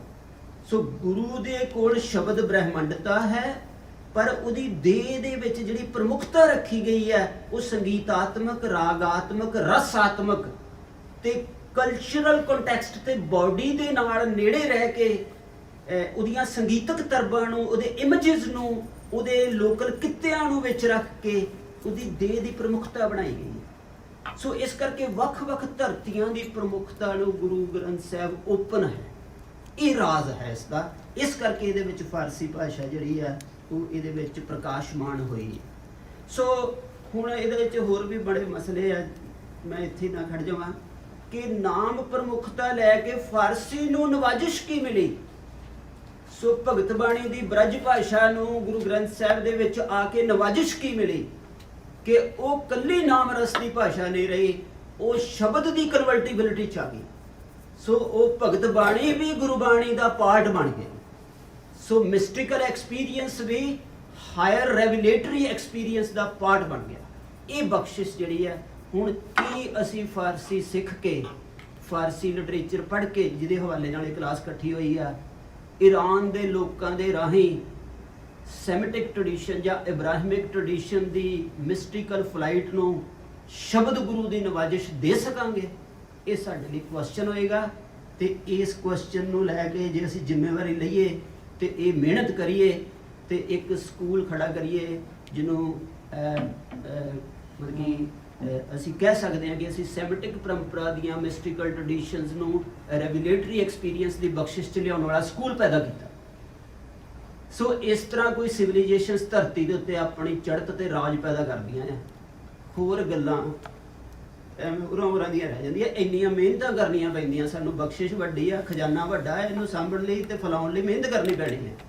ਸੋ ਇਹ ਵੱਡੇ ਕੁਐਸਚਨਸ, ਜੇ ਤੁਸੀਂ ਸਿਰਫ ਨਾਮ ਰਸ ਤੱਕ ਸੀਮਤ ਹੋ ਫਿਰ ਇਹ ਕੁਐਸਚਨ ਤੁਹਾਡਾ ਨਹੀਂ ਹੈ। ਫਿਰ ਇਹ ਸ਼ਬਦ ਫਿਲਾਸਫੀ ਵਾਲਿਆਂ ਦਾ ਕੁਐਸਚਨ, ਜਿਨ੍ਹਾਂ ਨੇ ਗੁਰੂ ਨੂੰ ਸ਼ਬਦ ਗੁਰੂ ਦੇ ਤੌਰ ਤੇ ਜਾਣਨਾ ਹੈ, ਜਿਨ੍ਹਾਂ ਨੇ ਇਕੱਲਾ ਉਹਦੇ ਚੋਂ ਨਾਮ ਰਸ ਲੈਣਾ ਆ ਜਾਂ ਇਕੱਲੀਆਂ ਸੁਧਾਰਕ ਗੱਲਾਂ ਉਹਦੇ ਚੋਂ ਕੱਢਣੀਆਂ ਆ, ਉਹ ਫਿਰ ਲੋਕਲ ਲੈਵਲ ਦੇ ਕੁਐਸਚਨਸ ਨੂੰ ਡੀਲ ਕਰਦੇ ਰਹਿਣਗੇ। ਤੇ ਲੋਕਲ ਲੈਵਲ ਦੇ ਜਦੋਂ ਕੁਐਸਚਨ ਡੀਲ ਕਰੀਦੇ ਤੇ ਡੁਐਲਿਟੀ ਕਦੀ ਖਤਮ ਨਹੀਂ ਹੁੰਦੀ। ਉਹਦੇ ਨਾਲ ਤਣਾਅ ਵੱਧਦੇ ਆ, ਆਪ ਉਦਰਾਵਣ ਵੱਧਦਾ ਤੇ ਲੈਂਗੁਏਜ ਜਿਹੜੀ ਆ ਆਪਣੇ ਸਿੰਬਲਿਜ਼ਮ ਨੂੰ ਉਜਾੜਨ ਲੱਗ ਪੈਂਦੀ ਆ। ਸੋ ਇਸ ਤਰ੍ਹਾਂ ਦਾ ਜ਼ਖਮ ਕੇ ਬਰਨੇ ਤਲਕ ਨਾਖੂਨ ਨਾ ਬੜਾਏਂਗੇ ਕਿਆ। ਸੋ ਜਿੰਨਾ ਜਿੰਨਾ ਅਸੀਂ ਜ਼ਖਮ ਨੂੰ ਸਲਾਉਂਦੇ ਹਾਂ ਆਪਣੇ ਨੂੰਹਾਂ ਨਾਲ ਉਹਨੂੰ ਛਿੱਲਦੇ ਰਹਿੰਦੇ ਤੇ ਕੌਮਾਂ ਇੰਝ ਤਬਾਹ ਹੁੰਦੀਆਂ ਨੇ। ਸੋ ਕੋਈ ਵੀ ਜਿਹੜੀਆਂ ਵੱਡੀਆਂ ਬਖਸ਼ਿਸ਼ ਵਾਲੀਆਂ ਕੌਮਾਂ ਆ ਉਹਨਾਂ ਨੂੰ ਆਪਣੇ ਕਾਸਮਿਕ ਕੁਐਸਚਨਸ ਦੇ ਨਾਲ ਰਿਲੇਟ ਕਰਕੇ ਜੀਣਾ ਚਾਹੀਦਾ ਹੈ। ਤੇ ਗੁਰੂ ਦਾ ਮਤਲਬ ਵੀ ਇਹੀ ਹੁੰਦਾ, ਨਹੀਂ ਤੇ ਗੁਰੂ ਭਗਤ ਬਣ ਜਾਣਗੇ। ਤੇ ਇਸੇ ਕਰਕੇ ਜਦੋਂ ਇੰਡੀਆ ਦੇ ਵਿੱਚ ਜਿਹੜੀਆਂ ਇੰਟਰਪ੍ਰੀਟੇਸ਼ਨਸ ਚੱਲਦੀਆਂ ਜਾਂ ਪਾਕਿਸਤਾਨ ਇਸਲਾਮਿਕ ਵਰਲਡ 'ਚ, ਉਹ ਗੁਰੂ ਸਾਹਿਬ ਨੂੰ ਭਗਤ ਕਹਿੰਦੇ ਆ ਤੇ ਇਸਲਾਮ ਵਾਲੇ ਵਲੀ ਕਹਿੰਦੇ ਆ। ਉਹ ਕਹਿਣਗੇ ਜੀ ਇਹ ਵਲੀ ਆ। ਵਲੀ ਦਾ ਮਤਲਬ ਹੁੰਦਾ ਕਿ ਪ੍ਰੋਫੈਟਿਕ ਟਰੁੱਥ ਜਿਹੜਾ ਕਿ ਮੁਹੰਮਦ ਨੇ ਜਾਂ ਸੈਮਿਟਿਕ ਪ੍ਰੋਫਿਟਸ ਨੇ ਲਿਆਂਦਾ, ਉਹਦੀ ਅਧਿਆਤਮਕ ਪ੍ਰੈਕਟਿਸ ਕਰਨ ਵਾਲਾ ਬੀਂਗ ਹੈ ਗੁਰੂ ਨਾਨਕ, ਤੇ ਇਹ ਸੰਤ ਆ ਇਸਲਾਮ ਦਾ, ਇਹ ਕਹਿਣਗੇ। ਤੇ ਭਾਰਤੀ ਪਰੰਪਰਾ ਕਹੇਗੀ ਕਿ ਇਹ ਉਪਨਿਸ਼ਦਾਂ ਨੂੰ ਸੌਖਾ ਕਰਕੇ ਗਾਇਆ ਗਿਆ। ਸੋ ਮਤਲਬ ਕਿ ਕਾਸਮਿਸਿਟੀ ਉਹਨਾਂ ਨੇ ਆਪਣੇ ਕੋਲ ਰੱਖਣੀ ਹੈ, ਤੁਹਾਡੇ ਕੋਲ ਉਹਦੀ ਸਪਿਰਚੁਅਲ ਅਧਿਆਤਮਕ ਨਾਮ ਰਸੀ ਪ੍ਰੈਕਟਿਸ ਤੁਹਾਨੂੰ ਦੇ ਦੇਣੀ ਹੈ। ਸੋ ਅਸੀਂ ਸਾਰੇ ਇੰਝ ਕਰਦੇ ਹਾਂ। ਅੱਜ ਕੱਲ੍ਹ ਅਸੀਂ ਕਰਦੇ ਹਾਂ ਕਿ ਅਸੀਂ ਸੈਕੂਲਰ ਜਿਹੜਾ ਵਰਲਡ ਆ ਉਹਦੇ ਟਰੁੱਥ ਨੂੰ ਆਪਣੇ ਤੇ ਡੋਮੀਨੇਟ ਕਰਾ ਕੇ ਆਪਣੇ ਮਨ ਦੀਆਂ ਪ੍ਰਵਿਰਤੀਆਂ ਮੁਤਾਬਕ ਗੁਰਬਾਣੀ ਦੀ ਸ਼ਰਧਾ ਭਾਵਨਾ ਨੂੰ ਜਿਉਂਦੇ ਹਾਂ, ਜਾਂ ਵੱਧ ਤੋਂ ਵੱਧ ਥੋੜਾ ਜਿਹਾ ਜਿਹੜਾ ਸੈਕੂਲਰ ਪਰੰਪਰਾਵਾਂ ਦੇ ਥਾਟ ਦੇ ਮਾਡਲ ਆ ਉਹਨਾਂ ਦੇ ਵਿੱਚ ਸ਼ਬਦ ਦੇ ਕਨਸੈਪਟ ਬਣਾ ਕੇ ਅਸੀਂ ਆਪੋ 'ਚ ਪ੍ਰਚਾਰ ਕਰਦੇ ਹਾਂ ਤੇ ਆਪਣੀਆਂ ਟ੍ਰੈਡੀਸ਼ਨਸ ਆਪਣੇ ਗ੍ਰੰਥਾਂ ਨੂੰ ਆਪ ਉਧਰੇਪਣ ਦੇ ਨਾਲ ਡੀਲ ਕਰਦੇ ਹਾਂ, ਜਦ ਕਿ ਅਸੀਂ ਸ਼ਬਦ ਫਿਲਾਸਫੀ ਦਾ ਪੂਰਾ ਸਟਰਕਚਰ ਅਜੇ ਜਾਣਿਆ ਹੀ ਨਹੀਂ। ਸੋ ਐ ਕਮਿਊਨਿਟੀਜ਼ ਫਸ ਜਾਂਦੀਆਂ। ਸੋ ਮੈਂ ਹੁਣ ਆਪਣਾ ਵਿਖਿਆਨ ਅੱਗੇ ਲੈ ਕੇ ਜਾਵਾਂ। ਮੇਰੇ ਖਿਆਲ ਮੈਂ ਇੱਕ ਬੇਸ ਬਣਾਇਆ ਜਿਹਦੇ 'ਚ ਤੁਹਾਡੀ ਸੁਰਤ ਨੂੰ ਮੈਂ ਥੋੜਾ ਜਿਹਾ ਤਾਂ ਚੱਕਣ ਦੀ ਕੋਸ਼ਿਸ਼ ਕੀਤੀ ਹੈ ਕਿ ਅਸੀਂ ਕੀ ਕਰਨਾ ਚਾਹੁੰਦੇ ਹਾਂ, ਕੀ ਮਤਲਬ ਆ। ਇਕੱਲੀ ਭਾਸ਼ਾ ਇੰਝ ਵੀ ਨਹੀਂ ਕਿ ਭਾਸ਼ਾ ਸਿੱਖ ਲਓ, ਉਹ ਵੀ ਠੀਕ ਆ, ਉਹ ਵੀ ਸ਼ੌਂਕ ਸਾਨੂੰ ਹੋਣੇ ਚਾਹੀਦੇ ਆ ਭਾਸ਼ਾਵਾਂ ਦੇ। ਉਂਝ ਜੇ ਥੋੜਾ ਜਿਹਾ ਟਾਈਮ ਮੈਂ ਤੁਹਾਡਾ ਹੋਰ ਲਵਾਂ ਤਾਂ ਉਹਦੇ ਵਿੱਚ ਮੈਂ ਇਹ ਕਹਿਣਾ ਚਾਹਾਂਗਾ ਕਿ ਸ਼ਬਦ ਗੁਰੂ ਦੀ ਬ੍ਰਹਿਮੰਡਤਾ ਨੂੰ ਪੈਦਾ ਕਰਨ ਲਈ ਸਿੱਖਾਂ ਨੂੰ 4 ਭਾਸ਼ਾਵਾਂ ਪ੍ਰਮੁੱਖ ਰੂਪ ਦੇ ਵਿੱਚ ਸਿੱਖਣੀਆਂ ਚਾਹੀਦੀਆਂ ਹਨ। ਉਹ 4 ਭਾਸ਼ਾਵਾਂ ਕਲਾਸੀਕਲ ਭਾਸ਼ਾਵਾਂ, ਉਹਦੇ ਵਿੱਚ ਸੰਸਕ੍ਰਿਤ, ਅਰਬਿਕ ਤੇ ਲੈਟਿਨ ਤੇ ਗ੍ਰੀਕ ਆ, ਜਿਹਦੇ ਵਿੱਚ ਵਰਲਡ ਦਾ ਜਿਹੜਾ ਹਾਇਰ ਥਾਟ ਆ ਉਹਦੇ ਗ੍ਰੰਥ ਪਏ ਹੋਏ ਹਨ, ਜਿਹਦੇ ਵਿੱਚੋਂ ਦੀ ਮਾਡਰਨ ਸਿਵਿਲਾਈਜੇਸ਼ਨ ਨਿਕਲੀ ਹੈ। ਤੇ ਇਹਦੇ ਨਾਲ ਜਿਹੜੀਆਂ ਭਾਸ਼ਾਵਾਂ ਸਿੱਖਣ ਦੀ ਲੋੜ ਆ, ਜਿਹੜੀਆਂ ਅੱਜ ਕੱਲ੍ਹ ਗਿਆਨ ਦੇ ਵਿੱਚ ਬਹੁਤ ਅੱਗੇ ਹਨ, ਜਿਵੇਂ ਜਰਮਨ ਫਲਸਫੇ ਦੇ ਵਿੱਚ ਅੱਗੇ ਹੈ ਤੇ ਜਿਹੜੀ ਕ੍ਰਿਟੀਕਲ ਥਿਊਰੀ ਦੇ ਵਿੱਚ ਫ੍ਰੈਂਚ ਅੱਗੇ ਹੈ। ਸੋ ਸਾਨੂੰ ਉਹ ਭਾਸ਼ਾਵਾਂ ਵੀ ਸਿੱਖਣੀਆਂ ਚਾਹੀਦੀਆਂ ਜਿਹਦੇ ਨਾਲ ਤੁਹਾਡਾ ਫਿਰ ਡਾਇਲੌਗ ਹੋਏਗਾ। ਨਹੀਂ ਤੇ ਸਾਡਾ ਡਾਇਲੌਗ ਜਿਹੜਾ ਆ ਜਰਨਲਿਜ਼ਮ ਨਾਲ ਹੀ ਆ। ਸਾਡਾ ਡਾਇਲੌਗ ਕਿਸੇ ਯੂਨੀਵਰਸਿਟੀ ਨਾਲ ਨਹੀਂਗਾ, ਕਿਸੇ ਅਕੈਡਮੀ ਨਾਲ ਨਹੀਂਗਾ। ਅਸੀਂ ਲੋਕਾਂ ਦੇ ਜਰਨਲਿਜ਼ਮ ਦੇ ਨਾਲ ਹੀ ਡਾਇਲੌਗ ਕਰੀ ਜਾਂਦੇ ਹਾਂ, ਜਿਹੜਾ ਪੋਪੂਲਰ ਟਰੁੱਥ ਆ ਕਿਸੇ ਵੀ ਧਰਤੀ ਦਾ। ਸੋ ਇਹ ਭਾਸ਼ਾਵਾਂ ਜੇ ਐਡੇ ਲੈਵਲ ਤੇ ਜੇ ਸਿੱਖ ਕਮਿਊਨਿਟੀ ਦੇ ਬੰਦੇ ਬਹਿ ਕੇ ਸੋਚਣਗੇ ਫੇਰ ਕੁਝ ਬਣੂਗਾ। ਇਹ ਜ਼ਿਆਦਾ ਵੱਡੀ ਗੱਲ ਆ, ਮੈਂ ਕੋਈ ਭਾਰ ਨਹੀਂ ਪਾਉਣਾ ਚਾਹੁੰਦਾ। ਮੈਂ ਸਿਰਫ ਇੱਕ ਰਾਹ ਜਿਹਾ ਦਿਖਾ ਰਿਹਾ, ਸੋਚ ਰਿਹਾ। ਦਿਖਾ ਵੀ ਕੀ ਰਿਹਾ, ਮੈਂ ਵੀ ਤੁਹਾਡੇ ਵਰਗੇ ਹਾਂ, ਵੀ ਆਪਾਂ ਰਲ ਕੇ ਸੋਚ ਰਹੇ ਹਾਂ ਵੀ ਐਂ ਕੰਮਾਂ ਬਚਦੀਆਂ ਹੁੰਦੀਆਂ, ਇੰਝ ਚੀਜ਼ਾਂ ਚੱਲਦੀਆਂ। ਸਾਡੇ ਬੱਚੇ ਦੇਖੋ, ਫਿਰ ਕੋਈ ਗੱਲ ਹੋਏਗੀ ਨਾ। ਇਸ ਵੇਲੇ ਸਿੱਖਾਂ ਦੀ ਕੋਈ ਕਿਤਾਬ ਵਰਲਡ ਦੇ ਵਿੱਚ ਕੋਟ ਨਹੀਂ ਹੋ ਰਹੀ, ਕਿਸੇ ਵੀ ਡਿਪਾਰਟਮੈਂਟ ਦੇ ਵਿੱਚ, ਕਿਸੇ ਵੀ ਫੀਲਡ ਦੇ ਵਿੱਚ ਸਿੱਖਾਂ ਦੀ ਕੋਈ ਕਿਤਾਬ ਨਹੀਂ ਕੋਟ। ਸਿੱਖ ਕੰਟੈਂਟ ਦੇ ਨੁਕਤੇ ਤੋਂ ਤਾਂ ਕੋਟ ਹੁੰਦੀ ਆ, ਪਰ ਕਿਸੇ ਵੀ ਸਬਜੈਕਟ ਦੀ ਓਪਨ ਡਿਸਕਸ਼ਨ ਦੇ ਵਿੱਚ, ਉਹਦੇ ਥਿਓਰੈਟੀਕਲ ਫਰੇਮ ਦੇ ਵਿੱਚ ਸਾਡੀ ਕੋਈ ਕਿਤਾਬ ਨਹੀਂ ਕੋਟ ਹੋ ਰਹੀ। ਸੋ ਉਹਦੇ ਬਾਰੇ ਵੀ ਸ਼ੇਅਰ ਕਿਹਾ ਗਿਆ, ਕਿਆ ਸ਼ਾਨ ਸੇ ਬੇਨਿਆਜ਼ੀ ਘੂਮਤੇ हैं, ਕੌਮ ਕਾ ਕਾਮ ਹੁਆ ਜਾਂ ਨਾ ਹੁਆ। ਸੋ ਸਾਡੀ ਸ਼ਾਨ ਤੇ ਨਿਆਰੀ ਆ ਭਾਈ। ਸੋ ਇਸ ਤਰ੍ਹਾਂ ਦੀ ਸੋ ਚਲੋ, ਸੋ ਇਸ ਕਰਕੇ ਜਿਹੜਾ ਅਗਲਾ ਮੁੱਦਾ ਹੈ ਕਿ ਗੁਰੂ ਗ੍ਰੰਥ ਸਾਹਿਬ ਦੇ ਵਿੱਚ ਜਿਹੜੀ ਇਹ ਚੀਜ਼ ਪਈ ਹੋਈ ਆ, ਤੇ ਉਹਦੇ 'ਚ ਫਾਰਸੀ ਦੇ ਬਾਣੀ ਵੀ ਹੈ, ਸ਼ਬਦਾਵਲੀ ਵੀ ਹੈ, ਪੰਕਤੀਆਂ ਵੀ ਹੈ ਤੇ ਕਨਸੈਪਚੁਅਲ ਵੋਕੈਬਲਰੀ ਵੀ ਹੈ। ਇਸ ਕਰਕੇ ਸਾਨੂੰ ਫਾਰਸੀ ਦੇ ਨਾਲ ਰਿਲੇਟ ਕਰਨਾ ਚਾਹੀਦਾ। ਦੂਜਾ, ਸਾਡੇ ਕੋਲ ਜਿਵੇਂ ਦੱਸਿਆ ਗਿਆ ਸਟੇਟ ਸੈਕਟਰੀ ਵੱਲੋਂ ਕਿ 10ਵੇਂ ਗ੍ਰੰਥ ਦੇ ਵਿੱਚ ਜਿਹੜਾ ਜ਼ਫਰਨਾਮਾ ਤੇ ਹਕਾਇਤਾਂ ਆ ਉਹ ਰਚਨਾ ਮੌਜੂਦ ਆ, ਤੇ ਉਹਦੀ ਜਿਹੜੀ ਸ਼ਬਦਾਵਲੀ ਆ ਵੱਖ-ਵੱਖ, ਉਹ ਵੀ ਜਿਹੜੀ ਆ ਪਰਸ਼ੀਅਨ ਟ੍ਰੈਡੀਸ਼ਨਸ ਦੇ ਨਾਲ ਜੁੜੀ ਹੋਈ ਆ। ਉਹ ਮੈਂ ਤੁਹਾਨੂੰ ਕਲਾਸ 'ਚ ਦੱਸਾਂਗਾ ਨਾ ਵੀ ਇੰਨੇ ਜ਼ਿਆਦਾ ਲਫ਼ਜ਼ ਆ ਕਿ ਤੁਸੀਂ ਹੈਰਾਨ ਹੋਵੋਗੇ ਵੀ ਇਹ ਵੀ ਪਰਸ਼ੀਅਨ ਆ। ਤੁਸੀਂ ਹੈਰਾਨ ਹੋਵੋਗੇ ਇਹਨਾਂ ਗੱਲਾਂ ਦੇ, ਆਪਾਂ ਕਲਾਸ 'ਚ ਸਾਂਝਾ ਕਰਾਂਗੇ। ਸੋ ਅਗਲੀ ਜਿਹੜੀ ਗੱਲ ਜਿਹੜੀ ਹੈ ਕਿ ਸਾਡੇ ਕੋਲ ਫਾਰਸੀ ਦਾ ਜਿਹੜਾ ਕੰਮ ਹੋਇਆ, ਜਿਹੜਾ ਸਾਡੀ ਮਦਦ ਕਰ ਸਕਦਾ, ਮੈਂ ਥੋੜਾ ਉਹਦਾ ਵੀ ਜ਼ਿਕਰ ਕਰਨਾ ਚਾਹੁੰਦਾ ਹਾਂ। ਉਹਦੇ ਵਿੱਚ ਜਿਹੜੇ ਗੁਰਬਾਣੀ ਦੇ ਤਰਜਮੇ ਹੋਏ ਆ, ਇਹ ਮੈਂ ਤੁਹਾਨੂੰ ਟਾਈਪ ਕਰਕੇ ਅਸੀਂ ਇਹ ਸਾਰਾ ਡਾਟਾ ਜਿਹੜਾ ਹੈ ਆਪਣੇ ਨੈੱਟ ਤੇ ਵੀ ਪਾਵਾਂਗੇ ਤਾਂ ਕਿ ਸਾਰਿਆਂ ਤੱਕ ਪਹੁੰਚ ਸਕੇ। ਹੁਣ ਥੋੜਾ ਲਿਖਣਾ ਔਖਾ, ਮੈਂ ਥੋੜਾ ਤੇਜ਼ ਇਹਨੂੰ ਕਵਰ ਕਰਾਂਗਾ। ਸੋ ਅਗਲੀ ਕੈਟੇਗਰੀ ਜਿਹੜੀ ਆ, ਅਗਲੀ ਕੈਟੇਗਰੀ ਆ ਸਾਡੀ ਜਿਹੜੀ ਪੋਇਟਰੀ ਲਿਖੀ ਗਈ ਹੈ, ਉਹ ਭਾਈ ਨੰਦ ਲਾਲ ਗੋਆ ਜੀ ਦਾ ਜਿਹੜਾ ਕਲਾਮ ਆ। ਇੱਕ ਫਤਿਹਨਾਮਾ ਨਾਂ ਦੀ ਰਚਨਾ ਮਿਲਦੀ ਹੈ ਸਾਨੂੰ, ਇੱਕ ਅਮਰਨਾਮਾ ਮਿਲਦਾ ਹੈ ਢਾਡੀ ਨੱਥਾ ਮੱਲ ਦਾ, ਇਹ ਵੀ ਪਰਸ਼ੀਅਨ ਦੇ ਵਿੱਚ ਲਿਖਿਆ ਗਿਆ ਆ। ਇੱਕ ਗਿਆਨੀ ਨਿਹਾਲ ਸਿੰਘ ਅਫੀਫ ਹੋਏ ਆ, ਇਹਨਾਂ ਦੀ ਪੋਇਟਰੀ ਸਾਨੂੰ ਪਰਸ਼ੀਅਨ 'ਚ ਮਿਲਦੀ ਆ। ਇਹ ਡਾਟਾ ਵੀ ਸਾਨੂੰ ਕਵਰ ਕਰਕੇ ਪਰਸ਼ੀਅਨ ਲਿਟਰੇਚਰ ਦੇ ਵਿੱਚ ਐਂਟਰ ਕਰਨਾ ਚਾਹੀਦਾ ਹੈ। ਅਗਲਾ ਜਿਹੜਾ ਕਿ ਗੁਰੂ ਗ੍ਰੰਥ ਸਾਹਿਬ ਦੀਆਂ ਟਰਾਂਸਲੇਸ਼ਨਸ ਹੋਈਆਂ ਜਿਹੜੀਆਂ, ਉਹਦੇ 'ਚ ਸਿਲੈਕਟਡ ਬਾਣੀਆਂ ਦੀਆਂ, ਉਹਨਾਂ ਦੇ ਵਿੱਚ ਜਪਜੀ ਸਾਹਿਬ ਦਾ ਜਿਹੜਾ ਫਾਰਸੀ ਦੇ ਵਿੱਚ ਟਰਾਂਸਲੇਸ਼ਨ ਆ ਡਾਕਟਰ ਧਰਮਦੇਵ ਸਵਾਮੀ ਜੀ ਦਾ। ਜਪਜੀ ਸਾਹਿਬ ਦਾ ਫਾਰਸੀ ਦੇ ਵਿੱਚ ਸਿਮਰਾਨ, ਇਹ ਇੱਕ ਲੜਕੀ ਆ ਸਾਡੇ ਨਾਲ ਉੱਥੇ ਜੁੜੇ ਹੋਏ ਆ, ਸਟੂਡੈਂਟ ਆ, ਇਹ ਈਰਾਨ ਤੋਂ ਆ। ਅਸੀਂ ਇਹਨੂੰ ਸ਼ਿਵਾ ਕਹਿੰਦੇ ਹਾਂ, ਜੇ ਲਿਖਤੀ ਨਾਮ ਇਹਨੇ ਸਿਮਰਾਨ ਆਪਣਾ ਰੱਖਿਆ। ਇਹ ਇੱਕ ਫਕੀਰ ਦੀ ਡਾਟਰ ਹੈ ਤੇ ਇਹਦਾ ਗੁਰੂ ਗ੍ਰੰਥ ਸਾਹਿਬ ਨਾਲ ਬਹੁਤ ਜ਼ਿਆਦਾ ਪਿਆਰ ਹੈ ਤੇ ਇਹ ਅੰਮ੍ਰਿਤਸਰ 'ਚ ਹੀ ਰਹਿੰਦੀ ਹੈ, ਕਿਤੇ ਜਾਂਦੀ ਨਹੀਂ। ਉਹਨੂੰ ਪਟਿਆਲਾ ਯੂਨੀਵਰਸਿਟੀ 'ਚ ਐਡਮਿਸ਼ਨ ਮਿਲਦੀ ਸੀ PhD, ਕਹਿੰਦੀ ਮੈਂ ਨਹੀਂ ਜਾਣਾ, ਮੈਂ ਅੰਮ੍ਰਿਤਸਰ ਹੀ ਰਹਿਣਾ। ਤੇ ਉਹ ਗੁਰੂ ਗ੍ਰੰਥ ਸਾਹਿਬ ਦਾ ਤਰਜਮਾ ਕਰਨਾ ਚਾਹੁੰਦੀ ਹੈ ਤੇ ਉਹਨੇ ਕਾਫੀ ਬਾਣੀਆਂ ਦਾ ਤਰਜਮਾ ਕੀਤਾ। ਇੱਕ ਉਹਦਾ ਛਪਿਆ ਆ ਜਪਜੀ ਸਾਹਿਬ ਦਾ, ਤੇ ਉਹਦੀ ਇਸ ਤਰ੍ਹਾਂ ਦੀ ਰੁਚੀ ਹੈ। ਸੋ ਇੱਕ ਜਿਹੜੀ ਬਹੁਤ ਕਮਾਲ ਦਾ ਜਿਹੜਾ ਤਰਜਮਾ ਆ, ਜਿਹਦੀ ਭਾਸ਼ਾ ਜਿਹੜੀ ਹੈ ਇਹ ਬਹੁਤ ਉੱਚ ਪਾਏ ਦੀ ਭਾਸ਼ਾ ਆ, ਇਹ ਭਾਈ ਲਕਸ਼ਵੀਰ ਸਿੰਘ ਜੀ ਦਾ ਤਰਜਮਾ ਮੁਨਾਜਾਤੇ ਬਾਮਦਦੀ। ਇਹ ਜਪਜੀ ਸਾਹਿਬ ਦਾ ਤਰਜਮਾ ਹੈ, ਇਹਦੀ ਵਿਆਖਿਆ ਵੀ ਨਾਲ ਆ। ਇਹ ਕਮਾਲ ਦੀ ਜਿਹੜੀ ਰਾਈਟਿੰਗ ਹੈ, ਉਹ ਬੜੇ ਵੱਡੇ ਮਿਸਟਿਕ ਸੀ, ਭਾਈ ਵੀਰ ਸਿੰਘ ਜੀ ਦੇ ਸ਼ਾਗਿਰਦ ਸੀਗੇ, ਉਹਨਾਂ ਨੇ ਇਹ ਤਰਜਮਾ ਕੀਤਾ। ਅੱਗੇ ਜਿਹੜੇ ਗੁਲਵੰਤ ਸਿੰਘ ਜੀ ਦੇ 3 ਤਰਜਮੇ ਮਿਲਦੇ ਆ, ਜਪਜੀ ਸਾਹਿਬ ਦਾ ਸਰੋਦੇ ਸਹਿਰ, ਸੁਖਮਨੀ ਸਾਹਿਬ ਦਾ ਸਰੋਦੇ ਸਕੂਨ, ਜਾਪ ਸਾਹਿਬ ਦਾ ਸਰੋਦੇ ਮੁਕੱਦਸ। ਇਹ ਉਹਨਾਂ ਦੇ ਤਰਜਮੇ ਮਿਲਦੇ, ਪਟਿਆਲਾ ਯੂਨੀਵਰਸਿਟੀ ਨੇ ਛਾਪੇ ਆ। ਇਹ ਚੀਜ਼ਾਂ ਸਾਡੇ ਕੋਲ ਅਵੇਲੇਬਲ ਆ। ਇੱਕ ਸਾਡੇ ਦੋਸਤ ਸੀ ਬਲਜੀਤ ਸਿੰਘ, ਉਹਨਾਂ ਦੀ ਡੈਥ ਹੋ ਗਈ, ਉਹ ਵੀ ਫਾਰਸੀ ਦੇ ਵੱਡੇ ਸਕਾਲਰ ਸੀਗੇ ਤੇ ਉਹਨਾਂ ਦੀ ਕਾਫੀ ਤਰਜਮੇ ਕੀਤੇ ਹੋਏ ਆ, ਪਰ ਜਿਹੜੇ 2 ਪ੍ਰਮੁੱਖ ਆ ਜਪਜੀ ਸਾਹਿਬ ਦਾ ਤੇ ਜਾਪ ਸਾਹਿਬ ਦਾ, ਉਹਨਾਂ ਦਾ ਜੇ ਛਪੇ ਨਹੀਂ ਗਏ।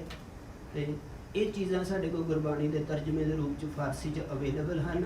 ਇਹ ਅਸੀਂ ਮੁਹੱਈਆ ਵੀ ਕਰਾ ਸਕਦੇ ਹਾਂ ਤੇ ਜਿਉਂ ਆਪਾਂ ਅੱਗੇ ਚੱਲਾਂਗੇ ਤੇ ਇਹ ਸਾਰਾ ਡਾਟਾ ਜਿਹੜਾ ਆ, ਜਿਹੜੇ ਸਟੂਡੈਂਟਾਂ ਨੇ ਰਜਿਸਟਰ ਕਰਾਇਆ ਉਹਨਾਂ ਨੂੰ ਅਸੀਂ ਇਹ ਸਾਰਾ ਡਾਟਾ ਅਵੇਲੇਬਲ ਕਰਾਂਗੇ। ਇਸ ਤੋਂ ਇਲਾਵਾ ਸਾਡੇ ਕੋਲ ਜਿਹੜੀ ਸ਼ਬਦ ਕੋਸ਼ ਹਨ ਫਾਰਸੀ ਦੇ, ਉਹਨਾਂ ਦੇ ਵਿੱਚ ਜਿਹੜਾ ਇੱਕ ਕੋਸ਼ ਆ ਗੁਰੂ ਗ੍ਰੰਥ ਸਾਹਿਬ ਵਿੱਚ ਆਏ ਅਰਬੀ ਫਾਰਸੀ ਸ਼ਬਦਾਂ ਦਾ ਕੋਸ਼ ਆ, ਇਹ ਗੁਰਚਰਨ ਸਿੰਘ ਜੀ ਨੇ ਪਟਿਆਲੇ ਤੋਂ ਐਡਿਟ ਕੀਤਾ ਆ, ਸਾਹਿਬ ਸਿੰਘ ਟਰਸਟ ਵਾਲਿਆਂ ਨੇ। ਇਹ ਕਾਫੀ ਫਾਇਦੇਮੰਦ ਕੋਸ਼ ਆ। ਦੂਜਾ ਕੋਸ਼ ਆ ਫਾਰਸੀ ਪੰਜਾਬੀ ਕੋਸ਼, ਇਹ ਜੀਤ ਸਿੰਘ ਸੀਤਲ ਨੇ ਇਹਨੂੰ ਇਕੱਤਰ ਕੀਤਾ ਸੀ ਤੇ ਸੰਸ਼ੋਧਨ ਇਹਦਾ ਗੁਲਵੰਤ ਸਿੰਘ ਜੀ ਨੇ ਕੀਤਾ। ਗੁਲਵੰਤ ਸਿੰਘ ਸਾਡੇ ਬਹੁਤ ਵੱਡੇ ਫਾਰਸੀ ਦੇ ਸਕਾਲਰ ਹੋਏ ਆ, ਜਿਹੜੇ ਸੂਫੀਜ਼ਮ ਦੇ ਵੀ ਮਾਹਰ ਸੀ ਤੇ ਫਾਰਸੀ ਦੇ ਵੀ ਮਾਹਰ ਸੀਗੇ। ਇਹ ਸਾਡੇ ਮਤਲਬ ਵੱਡੇ ਸਕਾਲਰ ਆ। ਇਹਦਾ ਨਾਮ ਸਾਨੂੰ ਪਤਾ ਚਾਹੀਦਾ, ਜਿਹੜੇ ਫਾਰਸੀ ਬੰਦੇ ਪੜ੍ਹਦੇ ਆ ਸਿੱਖ, ਉਹਨਾਂ ਨੂੰ ਇਹਨਾਂ ਦਾ ਨਾਮ ਪਤਾ ਚਾਹੀਦਾ, ਗੁਲਵੰਤ ਸਿੰਘ ਜੀ।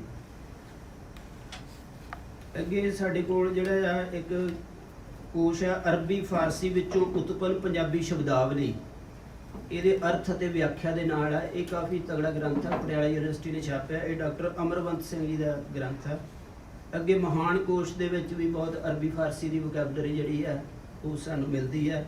ਤੇ ਇੱਕ ਹੋਰ ਸਾਡੇ ਕੋਲ ਸੋਰਸ ਆ, ਇਹ ਥੋੜਾ ਟੇਢੇ ਢੰਗ ਨਾਲ ਹੈ, ਲਿਟਰੇਚਰ ਦੇ ਵਿੱਚੋਂ ਆ, ਜਿਹੜੇ ਪੰਜਾਬੀ ਦੇ ਜਿਹੜੀ ਕਿੱਸਾ ਕਵਿਤਾ ਆ, ਜਿਹੜੀ ਮੁਸਲਮਾਨ ਕਵੀਆਂ ਨੇ ਲਿਖੀ ਆ, ਉਸ ਬੈਕਗਰਾਉਂਡ ਦੇ ਵਿੱਚੋਂ ਦੀ, ਉਹਨਾਂ ਦੇ ਵਿੱਚ 2 ਕਿੱਸੇ ਜਿਹੜੇ ਆ, ਇੱਕ ਤਾਂ ਸੈਫੁਲ ਮਲੂਕ ਆ, ਸੈਫੁਲ ਮਲੂਕ। ਇਹ ਕਿੱਸਾ ਜਿਹੜਾ ਆ ਮੁਹੰਮਦ ਬਖਸ਼ ਦਾ ਆ। ਇਹਦੇ ਵਿੱਚ ਡਾਕਟਰ ਪਿਆਰ ਸਿੰਘ ਨੇ ਬਹੁਤ ਜ਼ਿਆਦਾ ਉਹਦੀ ਵੋਕੈਬਲਰੀ ਜਿਹੜੀ ਹੈ ਨਾ, ਉਹਦੇ ਫੁੱਟ ਨੋਟਾਂ ਦੇ ਵਿੱਚ ਕੀਤੀ ਆ, ਕਿਉਂਕਿ ਇਹ ਬਹੁਤ ਵੱਡੇ ਅਰਬੀ ਫਾਰਸੀ ਦੇ ਸਕਾਲਰ ਸੀਗੇ। ਦੂਜਾ ਕਿੱਸਾ ਗੁਲਾਮ ਰਸੂਲ ਦਾ ਹਸਨੁਲ ਕਸਸ, ਉਹਦੇ ਵਿੱਚ ਵੀ ਬਹੁਤ ਜ਼ਿਆਦਾ ਅਰਬੀ ਫਾਰਸੀ ਦੀ ਵੋਕੈਬਲਰੀ ਆ। ਅਸੀਂ ਉਹਦੀ ਹੈਲਪ ਵੀ ਲੈ ਸਕਦੇ ਹਾਂ ਥੋੜਾ ਆਪਣੇ ਆਪ ਯਾਦ ਕਰਨ ਲਈ ਚੀਜ਼ਾਂ ਨੂੰ।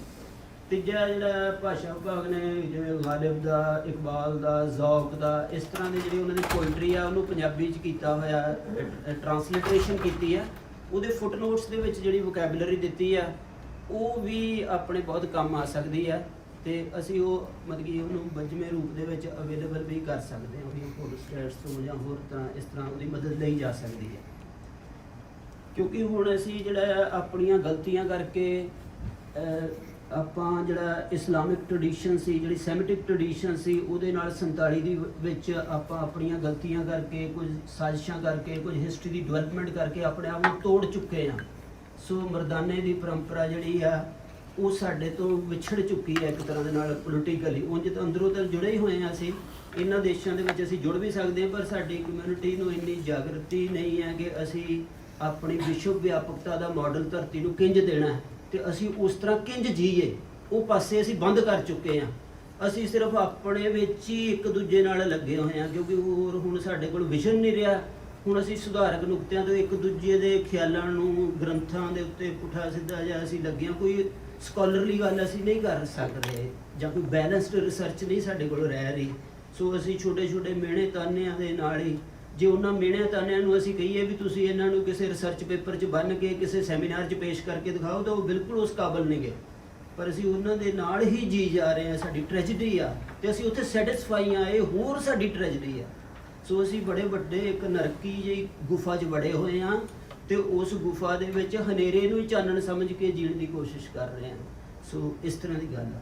ਸੋ ਉਹਦੇ ਵਿੱਚ ਇੱਕ ਹੋਰ ਜਿਹੜੀ ਸਾਡੇ ਕੋਲ ਵੱਡੀ ਚੀਜ਼ ਜਿਹੜੀ ਡਾਕਟਰ ਗੰਡਾ ਸਿੰਘ ਨੇ ਕੀਤੀ ਕਿ ਜਿਹੜਾ ਮਤਲਬ ਕਿ ਮੁਗਲ ਪੀਰੀਅਡ ਦੇ ਵਿੱਚ ਜਿਹੜੀ ਸਾਡੇ ਹਿਸਟਰੀ ਸੀਗੀ, ਜਿਹੜੀ ਮੁਗਲ ਪੀਰੀਅਡ ਦੇ ਵਿੱਚ ਪਰਸ਼ੀਅਨ 'ਚ ਲਿਖੀ ਗਈ ਹਿਸਟਰੀ ਸੀਗੀ, ਉਹਨਾਂ ਸਾਰੇ ਸੋਰਸਿਸ ਨੂੰ ਉਹਨਾਂ ਨੇ ਇੱਕ ਕਿਤਾਬ ਦੇ ਵਿੱਚ ਇਕੱਠੇ ਕੀਤਾ।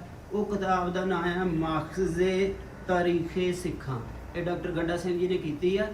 ਉਹਦੇ ਵਿੱਚ ਜਿੰਨੇ ਪਰਸ਼ੀਅਨ ਦੇ ਸੋਰਸਿਸ ਆ ਸਿੱਖਾਂ ਦੇ ਨਾਲ ਸੰਬੰਧਿਤ, ਉਹ ਓਰੀਜਨਲ ਉਹਨਾਂ ਨੇ ਹਵਾਲਿਆਂ ਦੇ ਨਾਲ ਉਹਦੇ ਵਿੱਚ ਕਿਤਾਬ ਛਾਪੀ ਹੋਈ ਆ। ਸੋ ਉਹ ਵੀ ਕਿਤਾਬ ਜੇ ਅਸੀਂ ਜਾਣਨੀ ਹੋਵੇ, ਸਿੱਖੀ ਤੇ ਰਿਸਰਚ ਕਰਨੀ ਹੋਵੇ, ਤਾਂ ਉਹ ਕਿਤਾਬ ਨਾਲ ਸਾਡਾ ਜੁੜਨਾ ਜ਼ਰੂਰੀ ਹੈ। ਇਹਦਾ ਉਂਝ ਤਰਜਮਾ ਜਿਹੜਾ ਆ ਸਿੱਖ ਇਤਿਹਾਸ ਦੇ ਫਾਰਸੀ ਸਰੋਤ ਇਹ ਡਾਕਟਰ ਹਰਚੰਦ ਸਿੰਘ ਬੇਦੀ ਨੇ ਕੀਤਾ ਤੇ ਸ਼੍ਰੋਮਣੀ ਕਮੇਟੀ ਨੇ ਛਾਪਿਆ। ਅਸੀਂ ਉਹਦੀ ਵੀ ਮਦਦ ਲੈ ਸਕਦੇ ਹਾਂ। ਪਰ ਟਰਾਂਸਲੇਸ਼ਨ ਮਦਦ ਹੈ, ਪਰ ਜਦੋਂ ਕਿਸੇ ਕੰਟਰੋਵਰਸੀ ਨੂੰ ਜਾਂ ਬਹੁਤ ਬਰੀਕ ਮਸਲਿਆਂ ਨੂੰ ਹੱਲ ਕਰਨਾ ਪੈਂਦਾ, ਫਿਰ ਸ਼ਬਦਾਂ ਦੀ ਓਰੀਜਨਲ 'ਚ ਜਾਣਾ ਪੈਂਦਾ। ਸੋ ਸਾਨੂੰ ਜੇ ਓਰੀਜਨਲ ਆਉਂਦਾ ਹੋਵੇ ਤਾਂ ਅਸੀਂ ਜ਼ਿਆਦਾ ਆਪਣੀ ਹਿਸਟਰੀ ਦੇ ਪ੍ਰਤੀ ਸੱਚੇ ਹੋ ਸਕਦੇ ਹਾਂ। ਸਾਡੀ ਰਿਸਰਚ, ਸਾਡੀ ਪਹੁੰਚ ਉਹਨਾਂ ਖਰੜਿਆਂ ਤੱਕ ਹੋ ਸਕਦੀ ਹੈ। ਇੱਕ ਜਿਹੜੀ ਕਿਤਾਬ ਆ ਸਾਡੀ ਲਾਇਬ੍ਰੇਰੀ 'ਚ ਵੀ ਪਈ ਹੈ, ਮੈਂ ਸਵੇਰੇ ਦੇਖੀ, ਬਲਵੰਤ ਸਿੰਘ ਢਿੱਲੋਂ ਜੀ ਦੀ ਕਿਤਾਬ ਆ ਬੰਦਾ ਬਹਾਦਰ ਫਾਰਸੀ ਸਰੋਤ। ਇਹ ਵੀ ਇੱਕ ਇੰਪੋਰਟੈਂਟ ਕਿਤਾਬ ਆ। ਇਹ ਕਿਤਾਬ ਆ ਗੁਰੂ ਤੇਗ ਬਹਾਦਰ ਸਾਹਿਬ ਨਾਲ ਸੰਬੰਧਿਤ ਫਾਰਸੀ ਸਰੋਤ। ਇਹ ਕਿਤਾਬ ਵੀ ਇੰਪੋਰਟੈਂਟ ਆ ਤੇ ਇਹ ਪੰਜਾਬੀ 'ਚ ਲਿਖੀ ਗਈ ਕਿਤਾਬ ਆ। ਉਹਨੇ ਸਾਰੇ ਫਾਰਸੀ ਦੇ ਸਰੋਤ ਗੁਰੂ ਤੇਗ ਬਹਾਦਰ ਸਾਹਿਬ ਜੀ ਦੇ ਨਾਲ ਸੰਬੰਧਿਤ ਕਰਕੇ ਉਹਨਾਂ ਦੇ ਜੀਵਨ ਦੇ ਪ੍ਰਸਾਰਨ ਨੂੰ ਲਿਖਿਆ। ਸੋ ਇੱਕ ਹੋਰ ਕਿਤਾਬ ਕਾਫੀ ਇੰਪੋਰਟੈਂਟ ਹੈ, ਸਿੱਖ ਹਿਸਟਰੀ ਫਰੋਮ ਪਰਸ਼ੀਅਨ ਸੋਰਸਿਸ। ਇਹ JS ਗਰੇਵਾਲ ਤੇ ਇਰਫਾਨ ਹਬੀਬ ਨੇ ਲਿਖੀ ਹੈ। ਸੋ ਇਹ ਸਾਡੇ ਕੋਲ ਇਤਿਹਾਸ ਨਾਲ ਸੰਬੰਧਿਤ ਜਿਹੜੀਆਂ ਚੀਜ਼ਾਂ ਅਵੇਲੇਬਲ ਆ, ਅਸੀਂ ਆਪਣੇ ਜਦੋਂ ਜਿਉਂ ਪੜ੍ਹਾਂਗੇ, ਇਹ ਮੈਂ ਤੁਹਾਨੂੰ ਥੋੜ੍ਹਾ ਜਾਣ ਕੇ ਦੱਸ ਰਿਹਾ ਪਹਿਲੇ ਲੈਕਚਰ 'ਚ ਕਿ ਆਪਾਂ ਨੂੰ ਪਤਾ ਲੱਗੇ ਵੀ ਅਸੀਂ ਕੀ ਕਰਨਾ ਤੇ ਕੀ ਲੋੜ ਆ। ਸੋ ਇਹ ਚੀਜ਼ਾਂ ਨੂੰ ਸਾਨੂੰ ਸਮਝਣ ਦੀ ਲੋੜ ਆ। ਸੋ ਅੱਗੇ ਜਿਹੜੀ ਚੀਜ਼ ਮੈਂ ਇੱਕ ਹੋਰ ਦੱਸਣੀ ਚਾਹੁੰਦਾ ਕਿ ਪੰਜਾਬ ਦੀ ਭਾਸ਼ਾ ਵਿਭਾਗ ਨੇ ਇੱਕ ਫਾਰਸੀ ਸਾਹਿਤ ਦਾ ਸੰਖੇਪ ਇਤਿਹਾਸ ਛਾਪਿਆ ਹੋਇਆ। ਸੋ ਉਹ ਵੀ ਅਵੇਲੇਬਲ ਆ, ਅਸੀਂ ਉਹਦੀ ਮਦਦ ਵੀ ਲਾਂਗੇ। ਅੱਗੇ ਜਿਹੜੀਆਂ ਦੋ ਕਿਤਾਬਾਂ ਬਹੁਤ ਇੰਪੋਰਟੈਂਟ ਆ ਫਾਰਸੀ ਸਿੱਖਣ ਲਈ। ਇਹ ਡਾਕਟਰ ਪਿਆਰ ਸਿੰਘ ਦੀਆਂ ਕਿਤਾਬਾਂ ਆ, ਫਾਰਸੀ ਪੰਜਾਬੀ ਬੋਧ ਅਤੇ ਫਾਰਸੀ ਅਮੋਜ਼। ਇਹ ਦੋ ਕਿਤਾਬਾਂ ਅਸੀਂ ਆਪਣੇ ਈਮੇਲ ਦੇ ਰਾਹੀਂ ਭੇਜਾਂਗੇ ਆਪਣੇ ਸਟੂਡੈਂਟਸ ਨੂੰ। ਇਹ ਕਾਫੀ ਬੈਨੀਫੀਸ਼ੀਅਲ ਹੋਣਗੀਆਂ ਤੁਹਾਡੇ ਲਈ ਜਦੋਂ ਤੁਸੀਂ ਹੌਲੀ ਹੌਲੀ ਫਾਰਸੀ ਨੂੰ ਅੱਗੇ ਆਪਣੇ ਤੌਰ ਤੇ ਪੜ੍ਹੋਗੇ। ਇਸ ਤੋਂ ਇਲਾਵਾ ਜਿਹੜਾ ਮੈਂ ਕੁਝ ਹੋਰ ਚੀਜ਼ਾਂ ਵੀ ਦੱਸਣਾ ਚਾਹੁੰਦਾ ਹਾਂ ਕਿ ਸਾਡੀ ਟ੍ਰੈਡੀਸ਼ਨ ਦੇ ਵਿੱਚ ਫਾਰਸੀ ਨਾਲ ਰਿਲੇਸ਼ਨ ਜਿਹੜਾ ਆ ਉਹ ਕਿਸੇ ਨਾ ਕਿਸੇ ਤਰ੍ਹਾਂ ਜੁੜਿਆ ਰੱਖਣ ਦੀਆਂ ਕੋਸ਼ਿਸ਼ਾਂ ਵੀ ਕੀਤੀਆਂ ਜਾਂਦੀਆਂ ਰਹੀਆਂ ਆ, ਜਿਨ੍ਹਾਂ 'ਚੋਂ ਬਹੁਤ ਸਾਰੀਆਂ ਕਿਤਾਬਾਂ ਟਰਾਂਸਲੇਟ ਹੁੰਦੀਆਂ ਰਹੀਆਂ ਆ। ਉਹਨਾਂ ਦੇ ਮੈਂ ਥੋੜ੍ਹੇ ਕਾਹਲੀ ਨਾਲ ਨਾਂ ਪੜ੍ਹਦਾ ਹਾਂ। ਜਿਵੇਂ ਪਾਰਸ ਭਾਗ ਜਿਹੜੀ ਕਿਤਾਬ ਮਿਲਦੀ ਆ, ਜਿਹੜੀ ਭਾਈ ਕਨ੍ਹਈਆ ਜੀ ਦੀ ਸੇਵਾ ਪੰਥੀ ਪਰੰਪਰਾ ਨੇ ਟਰਾਂਸਲੇਟ ਕੀਤੀ ਸੀਗੀ। ਇਹ ਕਿਤਾਬ ਗਜ਼ਾਲੀ ਦੀ ਕਿਤਾਬ ਕੀਮੀਆ ਸਾਦਤ ਦਾ ਤਰਜਮਾ ਹੈ, ਜਿਹੜਾ ਗੁਰੂ ਪੀਰੀਅਡ ਦੇ ਵਿੱਚ ਹੀ ਹੋਇਆ ਹੈ, ਇਹਦੇ ਬਾਰੇ ਮੰਨਿਆ ਜਾਂਦਾ ਹੈ। ਸੋ ਇੰਝ ਹੀ ਇੱਕ ਕਿਤਾਬ ਜਿਹੜੀ ਕਿ ਮੌਲਾਨਾ ਰੂਮ ਦੀ ਮਸਨਵੀ, ਅੱਜ ਕੱਲ੍ਹ ਅਮਰੀਕਾ ਦੇ ਵਿੱਚ ਵੀ ਮੌਲਾਨਾ ਰੂਮ ਦੀ ਜਿਹੜੀ ਸ਼ਾਇਰੀ ਆ ਬਹੁਤ ਜ਼ਿਆਦਾ ਉਹਨੂੰ ਲਾਈਕ ਕੀਤਾ ਜਾ ਰਿਹਾ ਹੈ ਤੇ ਉਹਨੂੰ ਇੰਝ ਵੀ ਕਿਹਾ ਜਾਂਦਾ ਕਿ ਉਹ ਪਰਸ਼ੀਅਨ ਦਾ ਕੁਰਾਨ ਆ। ਉਹਦੇ ਬਾਰੇ ਇਹ ਵੀ ਮਸ਼ਹੂਰ ਆ। ਉਹਨਾਂ ਦੀ ਕਿਤਾਬ ਦਾ ਜਿਹੜਾ ਪਹਿਲਾ ਵੋਲੀਅਮ ਆ, ਉਹਦੀ ਟਰਾਂਸਲੇਸ਼ਨ ਵੀ ਜਿਹੜੀ ਆ ਇਹ ਭਾਈ ਕਨ੍ਹਈਆ ਜੀ ਦੇ ਜਿਹੜੇ ਪਰੰਪਰਾ ਦੇ ਭਾਈ ਗਾੜੂ ਜੀ ਸੀਗੇ, ਉਹਨਾਂ ਨੇ ਮਸਨਵੀ ਭਾਖਾ ਦੇ ਤੌਰ ਤੇ ਕੀਤੀ ਸੀ। ਸੋ ਮੈਂ ਇਹ ਕਹਿਣਾ ਚਾਹੁੰਦਾ ਕਿ ਜਿਹੜੀ ਗੱਲ ਆਪਾਂ ਲੱਭਣ ਜਾ ਰਹੇ ਹਾਂ, ਇਹ ਗੱਲ ਕੋਈ ਸਾਡਾ ਖਿਆਲ ਨਹੀਂ ਹੈ, ਇਹ ਸਾਡੀ ਪਰੰਪਰਾ ਦੇ ਵਿੱਚ ਮੌਜੂਦ ਹੈ। ਇਹਦੇ ਸ਼ਬਦ ਫਿਲਾਸਫੀ 'ਚ ਵੀ ਮੌਜੂਦ ਹੈ ਤੇ ਉਸ ਦੇ ਅਭਿਆਸ ਦੇ ਵਿੱਚ ਵੀ ਮੌਜੂਦ ਆ ਉਹ ਇਸ਼ਾਰੇ। ਸੋ ਸਾਨੂੰ ਉਹਨਾਂ ਪਰੰਪਰਾਵਾਂ ਨਾਲ ਜੁੜ ਕੇ ਆਪਣੇ ਆਪ ਨੂੰ ਇਹਨਾਂ ਰਾਹਾਂ ਤੇ ਡਿਵੋਟ ਕਰਨਾ ਚਾਹੀਦਾ ਆ। ਸੋ ਇਹਦੇ ਨਾਲ ਨਾਲ ਗੁਲਿਸਤਾਂ ਬੋਸਤਾਂ ਸਾਦੀ ਦੀ ਦਿਲਾਂ ਦੇ ਭੇਦ ਪ੍ਰੀਤਮ ਸਿੰਘ ਨੇ ਟਰਾਂਸਲੇਟ ਕੀਤੀ ਆ। ਇਹ ਮਖਲੂਜ਼ਾਤ ਆ ਆਪਣੇ ਸੂਫੀ ਪਰੰਪਰਾ ਦੇ, ਬਾਬਾ ਫਰੀਦ ਸਾਹਿਬ ਦੀ ਪਰੰਪਰਾ ਦੇ। ਇੰਝ ਹੀ ਮੱਕਾ ਮਦੀਨਾ ਦੀ ਗੋਸਟ, ਸ਼ਾਹਨਾਮਾ ਫਿਰਦੌਸੀ ਦਾ ਜਿਹੜਾ ਕਲਾਸਿਕ ਆ, ਇਹਨੂੰ ਵੀ ਪੰਜਾਬੀ ਦੇ ਵਿੱਚ ਜਨਕ ਸਿੰਘ ਨੇ ਟਰਾਂਸਲੇਟ ਕੀਤਾ। ਇੰਝ ਹੀ ਕਸ਼ਫੁਲ ਮਹਿਜੂਬ ਜਿਹੜੀ ਸੂਫੀਜ਼ਮ ਦੀ ਪਹਿਲੀ ਕਿਤਾਬ ਆ, ਇਹ ਲਾਹੌਰ ਦੇ ਵਿੱਚ ਲਿਖੀ ਗਈ ਦਾਤਾ ਗੰਜ ਬਖਸ਼ ਦੀ, ਇਹ ਕਾਲਾ ਸਿੰਘ ਬੇਦੀ ਨੇ ਟਰਾਂਸਲੇਟ ਕੀਤੀ, ਪਟਿਆਲਾ ਯੂਨੀਵਰਸਿਟੀ ਨੇ ਛਾਪੀ ਹੈ। ਸੋ ਮੇਰਾ ਮਤਲਬ ਹੈ ਵੀ ਸਾਡੀ ਪਰੰਪਰਾ ਦੇ ਵਿੱਚ ਉਹ ਬੰਦੇ ਹੈ ਜਿਹੜੇ ਇਹਨਾਂ ਚੀਜ਼ਾਂ ਦੀ ਪਛਾਣ ਰੱਖ ਰਹੇ ਆ, ਪਰ ਅਸੀਂ ਆਪਣੇ ਸੰਗਤੀ ਰੂਪ ਦੀ ਸਮੁੱਚੇ ਰੂਪ ਦੇ ਵਿੱਚ ਸਾਡੇ ਪੰਥ ਦੇ ਵਿੱਚ ਇਹ ਪਰੰਪਰਾਵਾਂ ਥੋੜ੍ਹੀਆਂ ਧੁੰਦਲੀਆਂ ਪੈ ਰਹੀਆਂ ਹਨ। ਸੋ ਵਾਰਿਫੁਲ ਮੁਆਰਿਫ ਜਿਹੜੀ ਆ, ਇਹ ਸਹਾਬੂਦੀਨ ਸੋਹਰਾਵਰਦੀ, ਸੂਫੀਆਂ ਦੇ 4 ਸਿਲਸਿਲੇ ਹਨ, ਉਹਨਾਂ ਦੇ ਵਿੱਚੋਂ ਇੱਕ ਸਿਲਸਿਲਾ ਇਹਨਾਂ ਦਾ ਪੈਦਾ ਕੀਤਾ ਸੋਹਰਾਵਰਦੀ ਸਾਹਿਬ ਦਾ। ਉਹਨਾਂ ਦੀ ਇੰਪੋਰਟੈਂਟ ਕਿਤਾਬ ਆ ਜਿਹੜੀ ਬਾਬਾ ਫਰੀਦ ਸਾਹਿਬ ਆਪਣੇ ਖਾਨਕਾਹ ਦੇ ਵਿੱਚ ਪੜ੍ਹਾਉਂਦੇ ਹੁੰਦੇ ਸੀਗੇ। ਇਹ ਨਿਜ਼ਾਮੁਦੀਨ ਔਲੀਆ ਹੁਣੀ ਇਹ ਕਿਤਾਬਾਂ ਪੜ੍ਹਦੇ ਹੁੰਦੇ ਸੀਗੇ। ਸੋ ਇਹ ਚੀਜ਼ਾਂ ਜਿਹਦੇ 'ਚੋਂ ਅਮੀਰ ਖੁਸਰੋ ਅੱਗੇ ਪੈਦਾ ਹੋਏ, ਇਹ ਪਰੰਪਰਾਵਾਂ ਇਸ ਤਰ੍ਹਾਂ ਦੀਆਂ। ਇਹ ਉਹ ਗ੍ਰੰਥ ਪੰਜਾਬੀ 'ਚ ਗੁਲਵੰਤ ਸਿੰਘ ਜੀ ਨੇ ਟਰਾਂਸਲੇਟ ਕੀਤਾ। ਇਸ ਤਰ੍ਹਾਂ ਜਿਹੜੀਆਂ ਸਰਮਦ ਦੀਆਂ ਰਬਾਈਆਂ ਜਿਹੜੀਆਂ ਇਹ ਸੂਬਾ ਸਿੰਘ ਨੇ ਕੀਤੀਆਂ। ਇੰਝ ਹੀ ਜਿਹੜੀ ਕਾਨਫਰੰਸ ਆਫ ਦਾ ਬਰਡਸ ਕਿਤਾਬ ਆ, ਮੰਤਕ ਤਾਇਰ, ਇਹ ਬਹੁਤ ਮਸ਼ਹੂਰ ਇੱਕ ਐਲੈਗਰੀ ਆ ਮਿਸਟਿਕ ਐਕਸਪੀਰੀਅੰਸ ਦੇ ਵਿੱਚੋਂ। ਇਹ ਸਾਰੇ ਬੱਚਿਆਂ ਨੂੰ ਵੀ ਪੜ੍ਹਨੀਆਂ ਚਾਹੀਦੀਆਂ ਕਿਤਾਬਾਂ। ਕਾਨਫਰੰਸ ਆਫ ਦਾ ਬਰਡਸ ਫਰੀਦੁਦੀਨ ਅਤਾਰ ਦੀ ਕਿਤਾਬ ਆ, ਇਹਦਾ ਟਰਾਂਸਲੇਸ਼ਨ ਵੀ ਸਾਡੇ ਕੋਲ ਹੈਗਾ ਆ। ਤੇ ਮਸਨਵੀ ਦਾ ਇੱਕ ਹੋਰ ਟਰਾਂਸਲੇਸ਼ਨ ਪਹਿਲੇ ਭਾਗ ਦਾ ਦਰਸ਼ਨ ਸਿੰਘ ਅਵਾਰਾ ਨੇ ਕੀਤਾ। ਇੰਝ ਹੀ ਉਮਰ ਖਿਆਮ ਜਿਹੜੇ ਕਿ ਈਰਾਨ ਦੇ ਵੱਡੇ ਪੋਇਟ ਆ, ਫਿਟਜ਼ਜੈਰਾਲਡ ਨੇ ਉਹਨਾਂ ਨੂੰ ਟਰਾਂਸਲੇਟ ਕੀਤਾ ਸੀ ਇੰਗਲਿਸ਼ 'ਚ। ਉਹਨਾਂ ਦੀਆਂ ਟਰਾਂਸਲੇਸ਼ਨਸ ਵੀ ਰਬਾਈਆਂ ਦੀਆਂ ਸਾਡੇ ਕੋਲ ਹੈਗੀਆਂ ਆ। ਇੰਝ ਹੀ ਇਸ ਵੇਲੇ ਦੇਖੋ, ਮੈਂ ਤੁਹਾਨੂੰ ਇੱਕ ਬੜੀ ਅਜੀਬ ਗੱਲ ਦੱਸਣ ਲੱਗਾ, ਕਿਉਂਕਿ ਮੈਂ ਦੱਸ ਰਿਹਾ ਕਿ ਨਾਮ ਦੇ ਨਾਲ ਜੁੜ ਕੇ ਹੀ ਇਸ ਭਾਸ਼ਾ ਨੂੰ ਸ਼ਬਦ 'ਚ ਢਾਲਣਾ, ਇਸ ਗੱਲ ਦੀ ਪਛਾਣ। ਹੁਣ ਇਹ ਥੋੜ੍ਹੀ ਜਿਹੀ ਗੱਲ ਸਾਨੂੰ ਸਖਤ ਲੱਗੇਗੀ, ਰਾਧਾ ਸਵਾਮੀ ਡੇਰੇ ਨੇ ਕੀਤੀ। ਰਾਧਾ ਸਵਾਮੀ ਡੇਰੇ ਨੇ ਪਰਸ਼ੀਅਨ ਸੋਰਸਿਸ ਨੂੰ ਟਰਾਂਸਲੇਟ ਕਰਾਇਆ ਬਹੁਤ ਜ਼ਿਆਦਾ, ਕਿਉਂਕਿ ਉਹਨਾਂ ਦੇ ਜਿਹੜੇ ਸੰਤ ਕਿਰਪਾਲ ਸਿੰਘ ਸੀ, ਜਿਹੜੇ ਬਾਅਦ 'ਚੋਂ ਅਲੱਗਾ ਹੋ ਕੇ ਕਿਰਪਾਲ ਅਕੈਡਮੀ ਬਣ ਗਈ, ਉਹ ਪਰਸ਼ੀਅਨ ਦੇ ਸਕਾਲਰ ਸੀਗੇ ਤੇ ਮਿਸਟਿਕ ਸੀ। ਸੋ ਉਹਨਾਂ ਨੇ ਨਾਮ ਰਸ ਦੀ ਵਿਸ਼ਵ ਵਿਆਪਕਤਾ ਬਣਾਉਂਦੇ ਹੋਏ ਭਾਰਤੀ ਪਰੰਪਰਾ ਦੇ ਸੰਤ ਤੇ ਵਿਸ਼ਵ ਦੀਆਂ ਪਰੰਪਰਾਵਾਂ ਦੇ ਸੰਤ ਤੇ ਕ੍ਰਿਸਚੀਅਨ ਪਰੰਪਰਾਵਾਂ ਦੇ ਸੰਤਾਂ ਨੂੰ ਟਰਾਂਸਲੇਟ ਕੀਤਾ। ਤੇ ਲਬਨਾਨ ਦੇ ਸੰਤਾਂ ਨੂੰ ਉਹਨਾਂ ਨੇ ਟਰਾਂਸਲੇਟ ਕਰਕੇ ਉਹਨਾਂ ਨੇ ਨਾਮ ਰਸ ਦੇ ਉੱਤੇ ਦਾਅਵਾ ਸਥਾਪਿਤ ਕਰ ਲਿਆ ਹੈ। ਪਰ ਉਹ ਨਾਮ ਰਸ ਨੂੰ ਸ਼ਬਦ ਦੇ ਵਿੱਚ ਕਨਵਰਟ ਨਹੀਂ ਕਰ ਸਕਣਗੇ, ਕਿਉਂਕਿ ਉਹਨਾਂ ਕੋਲ ਸ਼ਬਦ ਦੀ ਰੈਵੀਲੇਸ਼ਨ ਦੀ ਬਖਸ਼ਿਸ਼ ਨਹੀਂ ਹੈ। ਪਰ ਉਹਨਾਂ ਦਾ ਇਹ ਐਫਰਟ ਜਿਹੜਾ ਆ, ਉਹ ਇਸ ਚੀਜ਼ ਦੀ ਪਛਾਣ ਕਰ ਰਿਹਾ ਕਿ ਨਾਮ ਦੇ ਨਾਲ ਹੀ ਵਿਸ਼ਵ ਵਿਆਪਕ ਸੱਭਿਆਚਾਰ ਬਣਦਾ ਆ। ਸੋ ਜਿਹੜੀ ਕਿ ਗੁਰੂ ਗ੍ਰੰਥ ਸਾਹਿਬ ਦੀ ਪ੍ਰਮੁਖਤਾ ਆ, ਅਸੀਂ ਹਿਸਟਰੀ ਦੇ ਵਿੱਚ ਹੀ ਲੀਨ ਹੋ ਗਏ ਤੇ ਸੁਧਾਰਕ ਰਿਫਾਰਮਿਸਟ ਐਟੀਟਿਊਡ ਦੇ ਵਿੱਚ ਲੀਨ ਹੋ ਗਏ। ਤੇ ਅਸੀਂ ਆਪਣੀ ਪ੍ਰਵਾਜ਼ ਨੂੰ, ਸਾਡੇ ਖੰਭਾਂ 'ਚ ਕਿੰਨੀ ਕੁ ਤਾਕਤ ਸੀ, ਸਾਡੇ ਖੰਭ ਕਿੰਨੇ ਕੁ ਫੈਲ ਸਕਦੇ ਸੀ ਧਰਤੀ ਤੇ, ਅਸੀਂ ਇਸ ਚੀਜ਼ ਨੂੰ ਭੁੱਲ ਕੇ ਬੈਠ ਗਏ। ਸੋ ਇਹ ਮਤਲਬ ਕਿ ਸਾਨੂੰ ਉਹਨਾਂ ਦੀ ਐਪਰੀਸੀਏਸ਼ਨ ਕਰਨੀ ਚਾਹੀਦੀ। ਉਹਨਾਂ ਨੇ ਸਰਮਦ ਦੇ ਉੱਤੇ ਤੇ ਸ਼ਮਸ ਤਬਰੇਜ਼ ਦੇ ਉੱਤੇ, ਤੇ ਉਹਨਾਂ ਨੇ ਕ੍ਰਿਸਚੀਅਨ ਮਿਸਟਿਕਸ ਦਾ ਐਨਸਾਈਕਲੋਪੀਡੀਆ ਵੀ ਛਾਪਿਆ 5 ਵਾਲੀਅਮ ਦੇ ਵਿੱਚ। ਇਹ ਉਹ ਬਹੁਤ ਵੱਡੇ ਕੰਮ ਕਰ ਰਹੇ ਆ। ਅਸੀਂ ਆਪਣਾ ਜੇ ਮਿਸਟਿਸਿਜ਼ਮ ਦਾ ਐਨਸਾਈਕਲੋਪੀਡੀਆ ਸੋਚ ਨਹੀਂ ਸਕਦੇ। ਸੋ ਅਸੀਂ ਆਪਣੀ ਫਿਲਾਸਫੀ ਦਾ ਐਨਸਾਈਕਲੋਪੀਡੀਆ ਵੀ ਨਹੀਂ ਅਜੇ ਸੋਚ ਸਕਦੇ। ਸੋ ਸਾਨੂੰ ਬਹੁਤ ਧਿਆਨ ਨਾਲ ਮਿਹਨਤ ਕਰਨ ਦੇ ਲਈ ਮਹਾਰਾਜ ਦੇ ਘਰ ਨੂੰ ਨਮਸਕਾਰ ਕਰਨੀ ਚਾਹੀਦੀ ਆ, ਤੇ ਬਹੁਤ ਗੰਭੀਰ ਹੋ ਕੇ ਚੌਂਕੜਾ ਮਾਰ ਕੇ ਸੋਚਣਾ ਚਾਹੀਦਾ ਆ। ਇਹ ਸੀਰੀਅਸ ਗੱਲ ਆ। ਇਸ ਤੋਂ ਵੱਡੀ ਹੋਰ ਸੀਰੀਅਸ ਗੱਲ ਕੀ ਹੋਵੇ ਕਿ ਸਾਡੇ ਸਿਰ ਦੇ ਉੱਤੇ ਮਹਾਰਾਜ ਦਾ ਸਰੂਪ ਹੋਵੇ ਬਖਸ਼ਿਸ਼ ਦੇ ਤੌਰ ਤੇ ਸਾਡੀ ਸੋਚ ਜਿਹੜੀ ਉਹ ਪਤਾਲ ਦੇ ਵਿੱਚ ਰਿੰਗਦੀ ਹੋਵੇ ਕੀੜੇ ਮਕੌੜਿਆਂ ਵਾਂਗੂ। ਇੰਨੀ ਜ਼ਿਆਦਾ ਮੈਂ ਭਾਸ਼ਾ ਦਾ ਜ਼ੋਰ ਤਾਂ ਦਿਖਾ ਰਿਹਾ ਕਿ ਅਸੀਂ ਥੋੜਾ ਹਿੱਲੀਏ। ਸੋ ਮੇਰਾ ਖਿਆਲ ਇਹ ਗੱਲ ਸਾਨੂੰ ਪੱਲੇ ਬੰਨਣੀ ਚਾਹੀਦੀ ਹੈ। ਮੈਂ ਥੋੜੀ ਜਿਹੀ ਪੇਨ 'ਚ ਜਾ ਰਿਹਾ, ਮੈਂ ਕੰਟਰੋਲ ਕਰਦਾ ਆਪਣੇ ਆਪ ਨੂੰ।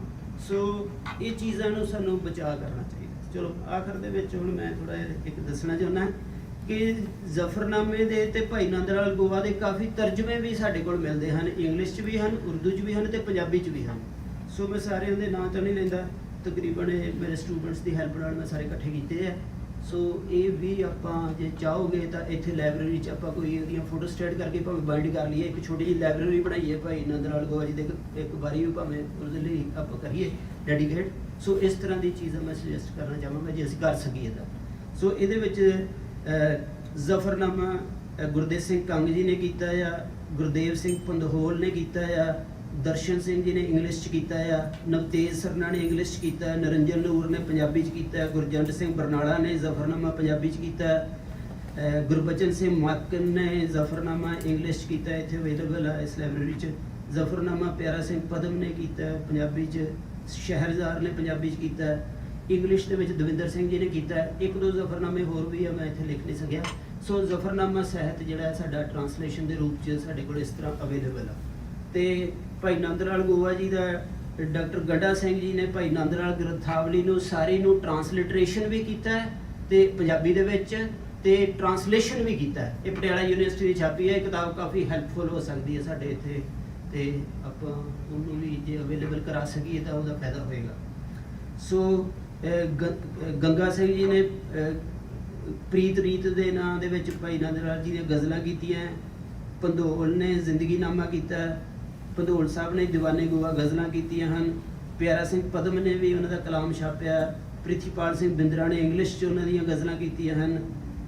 ਦ ਪਿਲਗ੍ਰਿਮਸ ਵੇ, ਜਿਹੜੇ ਕਬੀਰ ਬੇਦੀ ਜਿਹੜਾ ਐਕਟਰ ਹੈ, ਉਹਦੇ ਫਾਦਰ BPL ਬੇਦੀ, ਇਹ ਡੇਰਾ ਬਾਬਾ ਨਾਨਕ ਦੇ ਸੀ, ਗੁਰੂ ਨਾਨਕ ਸਾਹਿਬ ਦੇ ਖਾਨਦਾਨ 'ਚੋਂ ਸੀਗੇ। ਇਹਨਾਂ ਨੇ ਵੀ ਦੀਵਾਨੇ ਗੋਆ ਨੂੰ ਟਰਾਂਸਲੇਟ ਕੀਤਾ ਆ। ਇਹ ਪਟਿਆਲਾ ਯੂਨੀਵਰਸਿਟੀ ਨੇ ਛਾਪਿਆ, ਕਾਫੀ ਚੰਗੀ ਟਰਾਂਸਲੇਸ਼ਨ ਹੈ।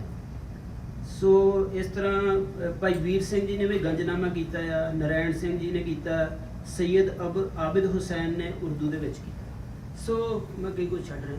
ਸੋ ਮੇਰਾ ਕਹਿਣ ਦਾ ਮਤਲਬ ਹੈ ਕਿ ਅਸੀਂ ਜਿਹੜਾ ਇੱਕ ਵਿਸ਼ਵ ਵਿਆਪੀ ਮਾਡਲ ਗੁਰੂ ਗ੍ਰੰਥ ਸਾਹਿਬ ਦੇ ਵਿੱਚੋਂ ਦੀ ਦੇਖ ਰਹੇ ਹਾਂ ਪਰਸ਼ੀਅਨ ਦੇ ਰਾਹੀਂ, ਉਹਦੇ ਲਈ ਸਾਨੂੰ ਹੈਲਪ ਵੀ ਸਾਡੀ ਟ੍ਰੈਡੀਸ਼ਨ 'ਚੋਂ ਮਿਲੇਗੀ ਅਤੇ ਉਹਦੇ ਸਾਡੇ ਕੋਲ ਸੋਮੇ ਅਵੇਲੇਬਲ ਹਨ। ਇਸ ਕਰਕੇ ਸਾਨੂੰ ਇਹਨਾਂ ਚੀਜ਼ਾਂ ਦੇ ਨਾਲ ਜੁੜਨਾ ਚਾਹੀਦਾ ਆ। ਅਤੇ ਇਹਦੇ ਵਿੱਚ ਜਿਹੜੇ 5-4 ਵਿਦਵਾਨ ਜਿਹੜੇ ਕਾਫੀ ਵੱਡੇ ਆ, ਇਹਨਾਂ ਦੇ ਜੇ ਤੁਸੀਂ ਨਾਂ ਚੇਤੇ ਕਰੋ ਅਤੇ ਇਹਨਾਂ ਦੀਆਂ ਕਿਤਾਬਾਂ ਵਗੈਰਾ ਲੱਭੋ ਤਾਂ ਉਹ ਮੈਂ ਨਾਮ ਵੀ ਤੁਹਾਡੇ ਨਾਲ ਸ਼ੇਅਰ ਕਰਦਾ। ਸਭ ਨੂੰ ਸਾਡੇ ਕੋਲ ਵੱਡੇ ਜਿਹੜੇ ਵਿਦਵਾਨ ਹਨ ਉਹ ਕੁਲਵੰਤ ਸਿੰਘ ਹਨ, ਜਿਹੜੇ ਫਾਰਸੀ ਦੇ ਵਿਦਵਾਨ ਹਨ, ਜਨਕ ਸਿੰਘ ਜੀ ਹਨ, ਜੀਤ ਸਿੰਘ ਸੀਤਲ ਹਨ, ਸੂਬਾ ਸਿੰਘ ਹਨ, ਪ੍ਰੀਤਮ ਸਿੰਘ ਹਨ, ਕਾਲਾ ਸਿੰਘ ਬੇਦੀ, ਡਾਕਟਰ ਪਿਆਰ ਸਿੰਘ, ਅਮਰਵੰਤ ਸਿੰਘ ਅਤੇ ਰਾਧਾ ਸਵਾਮੀ ਪਰੰਪਰਾ ਦੀ ਜਿਹੜੀ ਨਾਮ ਰਸ ਪਰੰਪਰਾ ਆ ਉਹਦੇ ਵਿੱਚ ਸੰਤ ਕਿਰਪਾਲ ਸਿੰਘ ਜੀ, ਇਹਨਾਂ ਨੇ ਜਿਹੜੀ ਰਾਧਾ ਸਵਾਮੀਆਂ ਦਾ ਜਿਹੜੀ ਗੁਰਮਤਿ ਸਿਧਾਂਤ ਕਿਤਾਬ ਆ ਉਹ ਇਹਨਾਂ ਦੀ ਵੀ ਬਣਾਈ ਹੋਈ। ਸੋ ਜੇ ਅਸੀਂ ਇਹਨਾਂ ਦੀਆਂ ਰਾਈਟਿੰਗਸ ਨੂੰ ਕਿਸੇ ਢੰਗ ਨਾਲ ਡੀਲ ਕਰ ਲਈਏ ਨਾਮ ਰਸ ਦੇ ਵਿੱਚ ਅਤੇ ਸ਼ਬਦ ਫਿਲਾਸਫੀ ਦੇ ਵਿੱਚ ਕਿੱਥੇ ਕੁ ਖੜਦੀਆਂ ਐਵੈਲੂਏਟ ਕਰ ਲਈਏ ਕ੍ਰਿਟੀਕਲੀ, ਤਾਂ ਅਸੀਂ ਪੰਜਾਬ ਦੇ ਵਿੱਚ ਨਾਮ ਰਸ ਪਰੰਪਰਾ ਦੀ ਦੁਬਾਰਾ ਜਿਹੜਾ ਵਾਰਸ ਆ ਗੁਰੂ ਗ੍ਰੰਥ ਸਾਹਿਬ ਦਾ ਉਹ ਸਿੱਖ ਪੰਥ ਨੂੰ ਬਣਾ ਸਕਦੇ ਹਾਂ ਅਤੇ ਇਹ ਪਰੰਪਰਾ ਨਾਲ ਅਸੀਂ ਕਿਸੇ ਤਰ੍ਹਾਂ ਡੀਲ ਕਰ ਸਕਦੇ ਹਾਂ। ਉਹ ਹੋਣਾ ਇਸੇ ਦੇ ਥਰੂ ਆ, ਹਿਸਟੋਰੀਕਲੀ ਨਹੀਂ ਹੋਣਾ, ਉਹ ਪ੍ਰੋਬਲਮੈਟਿਕ ਰਹਿੰਦਾ ਹਮੇਸ਼ਾ। ਸੋ ਇਹ ਚੀਜ਼ ਦੀ ਮੈਂ ਆਪ ਜੀ ਨਾਲ ਸਾਂਝ ਪਾਉਣਾ ਆ। ਸੋ ਮੈਂ ਉਮੀਦ ਕਰਦਾ ਹਾਂ ਕਿ ਅਸੀਂ ਪਰਸ਼ੀਅਨ ਨੂੰ ਸਾਡੇ ਜਿਹੜੇ ਉਹਨਾਂ ਦੇ ਨਾਲ ਲਿਟਰੇਰੀ ਕਨੈਕਸ਼ਨ ਹਨ, ਕਲਚਰਲ ਕਨੈਕਸ਼ਨ ਹਨ, ਹਿਸਟੋਰੀਕਲ ਜਿਹੜੇ ਸੋਰਸਿਸ ਸਾਡੇ ਕੋਲ ਅਵੇਲੇਬਲ ਹਨ ਅਤੇ ਖਾਸ ਤੌਰ 'ਤੇ ਜਿਹੜੇ ਸ਼ਬਦ ਦੇ ਵਿੱਚ ਜਿਹੜਾ ਵਿਸ਼ਵ ਵਿਆਪੀ ਮਾਡਲ ਤਿਆਰ ਕਰਨ ਦੀ ਸਿੱਖ ਪ੍ਰੇਅਰ ਦੇ ਉੱਤੇ ਜ਼ਿੰਮੇਵਾਰੀ ਆ, ਉਹਦੀ ਪਛਾਣ ਦੇ ਵਿੱਚੋਂ ਮੈਂ ਉਮੀਦ ਕਰਦਾ ਕਿ ਆਪ ਜੀ ਫਾਰਸੀ ਨੂੰ ਅਪਣਾਓਗੇ। ਹੋਰ ਭਾਸ਼ਾ ਜਿਹਦਾ ਜੀ ਕਰਦਾ ਅਪਣਾਏ, ਪਰ ਆਪਾਂ ਇੱਥੇ ਜਿਹੜਾ ਹਵਾਲਾ ਪੈਦਾ ਕੀਤਾ ਉਹ ਫਾਰਸੀ ਦਾ ਹੈ। ਇਹਦੇ ਵਿੱਚ ਆਪਾਂ ਆਪਣੀਆਂ ਸਟੱਡੀਜ਼ ਨੂੰ ਵਧਾਈਏ ਆਪਣੇ ਸਮੇਂ ਮੁਤਾਬਕ, ਆਪਣੀ ਸਥਿਤੀ ਮੁਤਾਬਕ ਜਾਂ ਆਪਣੀ ਕਾਬਲੀਅਤ ਦੇ ਮੁਤਾਬਕ। ਅਤੇ ਜੇ ਅਸੀਂ ਸਿੱਖਾਂ ਦੇ ਵਿੱਚ ਇਹ ਸਕੂਲ ਪੈਦਾ ਕਰ ਸਕੇ ਆਪਣੀ ਮਿਹਨਤ ਦੇ ਨਾਲ, ਤਾਂ ਇਹ ਇੱਕ ਵੱਡੀ ਕੰਟਰੀਬਿਊਸ਼ਨ ਹੋਏਗਾ ਜਿਹਦੇ ਨਾਲ ਸਿੱਖ ਆਪਣਾ ਵਿਸ਼ਵ ਵਿਆਪੀ ਮਾਡਲ ਜਿਹੜਾ ਆ ਉਹ, ਕਿਉਂਕਿ ਜਿਹੜੀ ਕ੍ਰਿਸਚੈਨਿਟੀ ਹੈ ਸੈਮਿਟਿਕ ਟ੍ਰੈਡੀਸ਼ਨ ਦੇ ਵਿੱਚੋਂ ਪੈਦਾ ਹੋਈ ਹੈ। ਇਹ ਯਹੂਦੀ, ਇਸਲਾਮ ਅਤੇ ਕ੍ਰਿਸਚੈਨਿਟੀ ਸੈਮਿਟਿਕ ਟ੍ਰੈਡੀਸ਼ਨ ਦੇ ਹਨ। ਸੋ ਗੁਰੂ ਗ੍ਰੰਥ ਸਾਹਿਬ ਨੇ ਸੈਮਿਟਿਕ ਟ੍ਰੈਡੀਸ਼ਨ ਨੂੰ ਇਸਲਾਮ ਅਤੇ ਸੂਫੀਜ਼ਮ ਦੀ ਟਰਮੀਨੋਲੋਜੀ ਨਾਲ ਡੀਲ ਕੀਤਾ ਆ, ਸਿੱਧਾ ਕ੍ਰਿਸਚੈਨਿਟੀ ਨਾਲ ਨਹੀਂ ਕੀਤਾ। ਸੋ ਜੇ ਤੁਸੀਂ ਕ੍ਰਿਸਚੈਨਿਟੀ ਨਾਲ ਵੀ ਡੀਲ ਕਰਨਾ ਆ ਤੇ ਸੈਮਿਟਿਕ ਟ੍ਰੈਡੀਸ਼ਨ 'ਚ ਜਾਣਾ ਪਏਗਾ। ਤੇ ਸੈਮਿਟਿਕ ਟ੍ਰੈਡੀਸ਼ਨ 'ਚ ਜਾਣ ਲਈ ਸਾਡੇ ਕੋਲ ਅਰੈਬਿਕ ਤੇ ਪਰਸ਼ੀਅਨ ਵੱਡੇ ਸਾਧਨ ਹਨ। ਸੋ ਇਹ ਇੱਕ ਨੁਕਤਾ ਹੋਰ ਮੇਰੇ ਦਿਮਾਗ 'ਚ ਆ ਰਿਹਾ, ਇੱਕ ਮਿੰਟ ਲਾ। ਸੋ ਉਹ ਜਿਹੜੀ ਚੀਜ਼ ਹੈ ਕਿ ਪਰਸ਼ੀਅਨ ਨਾਮ ਰਸ ਦੀ ਭਾਸ਼ਾ ਨੂੰ ਸ਼ਬਦ ਦੀ ਭਾਸ਼ਾ 'ਚ ਕਨਵਰਟ ਕਰਨਾ ਆ, ਉਹਦੇ ਵਿੱਚ ਸਾਡੀ ਵੱਡੀ ਕੰਟਰੀਬਿਊਸ਼ਨ ਹੋ ਸਕਦੀ ਆ, ਕਿਉਂਕਿ ਕੋਈ ਵੀ ਮਿਸਟਿਕ ਟ੍ਰੈਡੀਸ਼ਨ ਆਪ ਸ਼ਬਦ ਦੀ ਟ੍ਰੈਡੀਸ਼ਨ ਨਹੀਂ ਬਣ ਸਕਦੀ। ਸੋ ਕਬੀਰ ਸਾਹਿਬ ਨੇ ਕੋਈ ਕੌਮ ਨਹੀਂ ਪੈਦਾ ਕੀਤੀ, ਕਬੀਰ ਸਾਹਿਬ ਨੇ ਹਿਸਟਰੀ ਨਹੀਂ ਪੈਦਾ ਕੀਤੀ, ਭਗਤ ਕੋਲੋਂ ਹਿਸਟਰੀ ਨਹੀਂ ਪੈਦਾ ਹੁੰਦੀ। ਭਗਤ ਹਿਸਟਰੀ ਦੇ ਵੱਡੇ ਨੁਕਸਾਂ ਨੂੰ ਅਧਿਆਤਮਕ ਕਮਾਈ ਨਾਲ ਤੋੜ ਸਕਦਾ ਆ, ਪਰ ਉਹਦੇ ਪੈਰਲਲ ਇੰਸਟੀਟਿਊਸ਼ਨ ਨਹੀਂ ਬਣਾ ਸਕਦਾ। ਭਗਤ ਅਕਾਲ ਤਖਤ ਨਹੀਂ ਬਣਾ ਸਕਦਾ, ਉਹ ਗੁਰੂ ਬਣਾ ਸਕਦਾ ਆ। ਸੋ ਅਕਾਲ ਤਖਤ ਬਣਾਉਣ ਦਾ ਮਤਲਬ ਆ ਕਿ ਰੈਗੂਲੇਟਰੀ ਟਰੁੱਥ ਨੂੰ ਹਿਸਟਰੀ ਦੇ ਪ੍ਰੋਸੈਸ ਦੇ ਵਿੱਚ ਵਿਕਟੋਰੀਅਸ ਬਣਾ ਦੇਣਾ। ਸੋ ਇਹ ਕੰਮ ਸਿੱਖ ਦਾ ਆ, ਇਹ ਖਾਲਸਾਈ ਕੰਮ ਆ। ਸੋ ਅਸੀਂ ਪਰਸ਼ੀਅਨ ਨੂੰ ਖਾਲਸਾਈ ਕਾਰਜ ਦੇ ਵਿੱਚ ਪੜ੍ਹਦੇ ਹੋਏ ਸਿੱਖ ਰੈਵੀਲੇਸ਼ਨ ਨੂੰ ਮੌਜੂਦਾ ਸਿਵਿਲਾਈਜੇਸ਼ਨ ਦੀ ਡਿਵਿਨਿਟੀ ਦਾ ਰਿਪਰੈਜ਼ੈਂਟੇਟਿਵ ਕਿੰਜ ਬਣਾਉਣਾ, ਇਹਦੇ ਲਈ ਆਪਾਂ ਮਿਹਨਤ ਕਰੀਏ। ਤੇ ਮੈਂ ਇਸ ਉਮੀਦ ਨਾਲ ਕੁਝ ਜ਼ਿਆਦਾ ਵੀ ਬੋਲ ਗਿਆ, ਕੁਝ ਥੋੜੀ ਆਵਾਜ਼ ਦੇ ਵਿੱਚ ਮੈਂ ਥੋੜਾ ਉਤਰਾ ਚੜਾ ਵੀ ਲਿਆਉਂਦਾ ਰਿਹਾ। ਮੈਂ ਉਮੀਦ ਕਰਦਾ ਕਿ ਅਸੀਂ ਰਲ ਕੇ ਇਹਦੇ ਲਈ ਮਿਹਨਤ ਕਰਾਂਗੇ ਤੇ ਮਹਾਰਾਜ ਨੂੰ ਅਰਦਾਸ ਕਰਾਂਗੇ ਜੇ ਸਾਡੇ 'ਚ ਕੋਈ ਸੀਮਾ ਰਹਿ ਗਈ ਆ, ਕੋਈ ਪੁਰਾਣੇ ਗੁਨਾਹ ਕਰ ਲਏ ਆ, ਪੁਰਾਣੀਆਂ ਭੁੱਲਾਂ ਕਰ ਲਈਆਂ, ਅਸੀਂ ਅਵੇਸਲੇ ਰਹੇ ਹਾਂ ਆਪਣੇ ਗਿਆਨ ਪਰੰਪਰਾ ਤੋਂ, ਤਾਂ ਅਸੀਂ ਅਰਦਾਸ ਕਰ ਸਕਦੇ ਹਾਂ।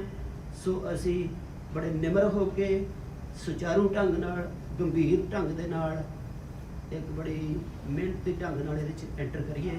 ਤਾਂ ਮੈਂ ਉਮੀਦ ਕਰਦਾ, ਮੈਨੂੰ ਕੋਈ ਬਹੁਤਾ ਜ਼ਿਆਦਾ ਤਾਂ ਨਹੀਂ ਪਤਾ, ਮੈਂ ਵੀ ਇੱਕ ਛੋਟਾ ਜਿਹਾ ਐਫਰਟ ਹੀ ਕਰ ਰਿਹਾ, ਜਿੰਨਾ ਕਿ ਮੇਰੀ ਸਮਝ ਆ। ਅਸੀਂ ਰਲ ਮਿਲ ਕੇ ਸੰਗਤੀ ਰੂਪ 'ਚ ਪੜ੍ਹਾਂਗੇ ਤੇ ਇਸ ਪਰੰਪਰਾ ਨੂੰ ਉਮੀਦ ਕਰਾਂਗੇ ਕਿ ਫੜ ਲੱਗੇ।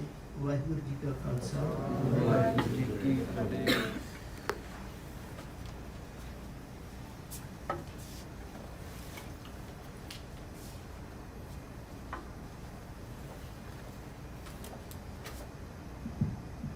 ਪ੍ਰੋਫੈਸਰ ਜਗਦੀਸ਼ ਸਿੰਘ ਨੂੰ ਫਾਰਸੀ ਦੇ ਸੰਬੰਧ ਦੇ ਵਿੱਚ ਇੱਕ ਅਥੈਂਟਿਕ ਤੇ ਹੋਲਿਸਟਿਕਲੀ ਸਿਗਨੀਫੀਕੈਂਟ ਪਰਸਪੈਕਟਿਵ ਪੇਸ਼ ਕਰਨ ਦਾ ਸ਼ੁਕਰੀਆ ਤੇ ਵਧਾਈ ਸੰਗਤ ਦੇ ਬਿਹਾਫ ਤੇ ਪੇਸ਼ ਕਰਦੀ ਹਾਂ। ਪ੍ਰੋਗਰਾਮ ਨੂੰ ਅੱਗੇ ਵਧਾਉਂਦੇ ਹੋਏ ਭਾਈ ਨੰਦ ਲਾਲ ਗੋਇਆ ਜੋ ਕਿ 10ਵੇਂ ਪਿਤਾ ਦੇ ਇੱਕ ਬਹੁਤ ਹੀ ਅਜ਼ੀਮ ਪ੍ਰੇਮੀ ਸਨ, ਉਹਨਾਂ ਨੇ ਬਹੁਤ ਕਵਿਤਾਵਾਂ ਗਜ਼ਲਾਂ ਗੁਰੂ ਸਾਹਿਬ ਦੀ ਪ੍ਰੇਜ਼ ਵਿੱਚ ਲਿਖੀਆਂ ਤੇ ਉਂਝ ਵੀ ਉਹਨਾਂ ਨੇ ਬਹੁਤ ਖੁਦਾ ਪਰਵਰਦਿਗਾਰ ਦੀ ਬੰਦਗੀ ਦੇ ਵਿੱਚ ਤੇ ਪ੍ਰੇਮ ਵਿੱਚ ਵੀ ਉਹਨਾਂ ਨੇ ਕਾਫੀ ਕੰਪੋਜੀਸ਼ਨਸ ਰਚੀਆਂ। ਉਹਨਾਂ ਵਿੱਚੋਂ ਇੱਕ ਕੰਪੋਜੀਸ਼ਨ ਮੈਂ ਤੁਹਾਡੇ ਸਾਹਮਣੇ ਪੇਸ਼ ਕਰਨ ਜਾ ਰਹੀ ਹਾਂ। ਭੁੱਲਾਂ ਚੁੱਕਾਂ ਦੀ ਪਹਿਲੇ ਹੀ ਖਿਮਾ ਜਾਚਕ ਹਾਂ ਕਿਉਂਕਿ ਫਾਰਸੀ ਦੇ ਵਿੱਚ ਹੈ, ਹੋ ਸਕਦਾ ਹੈ ਕੁਝ ਸ਼ਬਦ ਇੱਧਰ ਉੱਧਰ ਹੋ ਜਾਣ।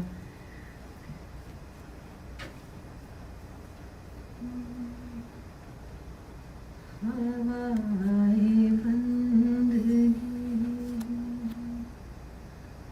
हवाए बंदगी अवर्द दर वजूद मारा हवाए बंदगी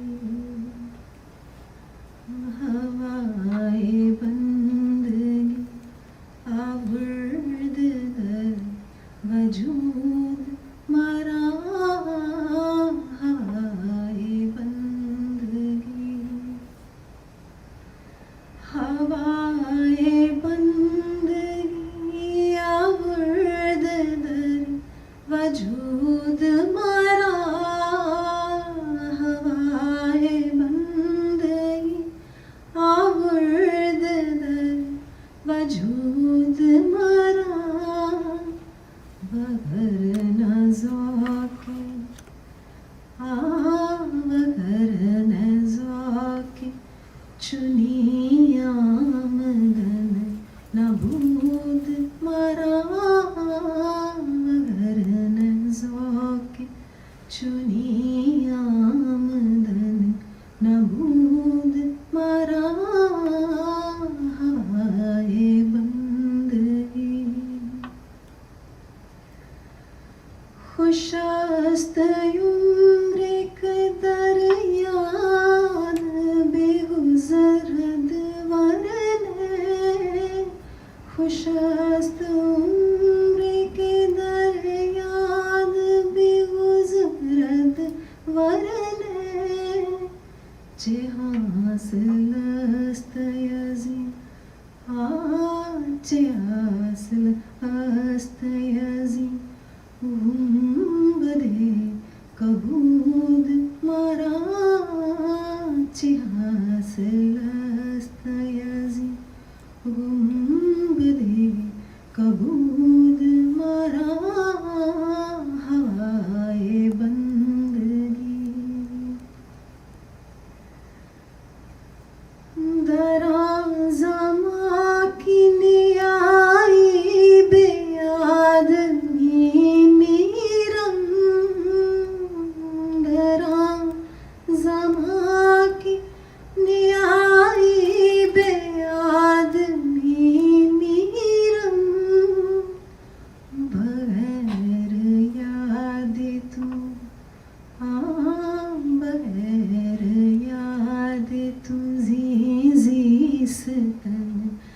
सूद मारा बगैर याद तू जी सतन चे सूद मारा हवाए बंदगी फिदास्त जानो दिल मन बखा के मर्द में फिदास्त जानो दिले मन बखा के मर्द में पा हरा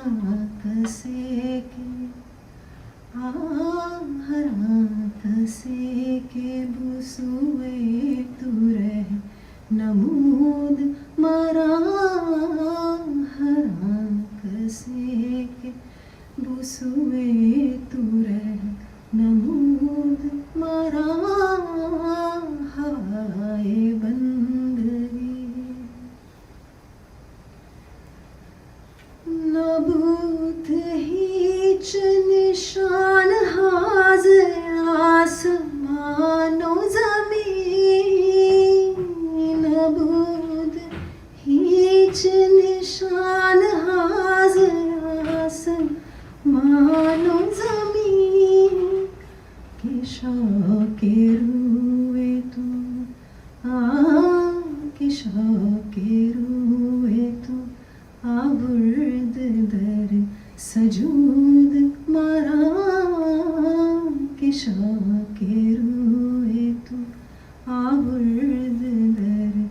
सजूद मरा हवाए बंदगी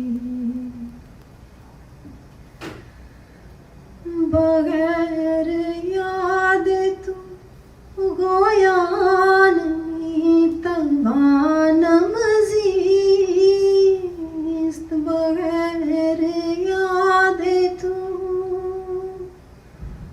बगैर याद तू गोया नहीं तवानम ज़ीस्त बस हुए दोस्त बस हुए दोस्त रिहाई दिहंद जूद मरा बस हुए दोस्त रिहाई दिहंद जूद मरा हवाए बंदगी हवाए बंदगी बुर्द दर वजूद मरा हवाए बंदगी हवाए बंदगी हवाए बंदगी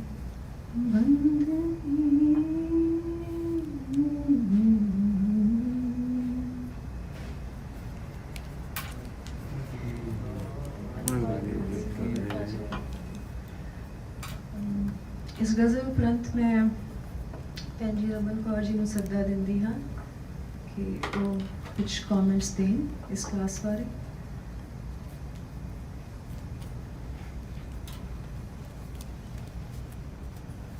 Waheguru Ji Ka Khalsa, Waheguru Ji Ki Fateh. Thank you, Huzur Kaur Ji, that was beautiful.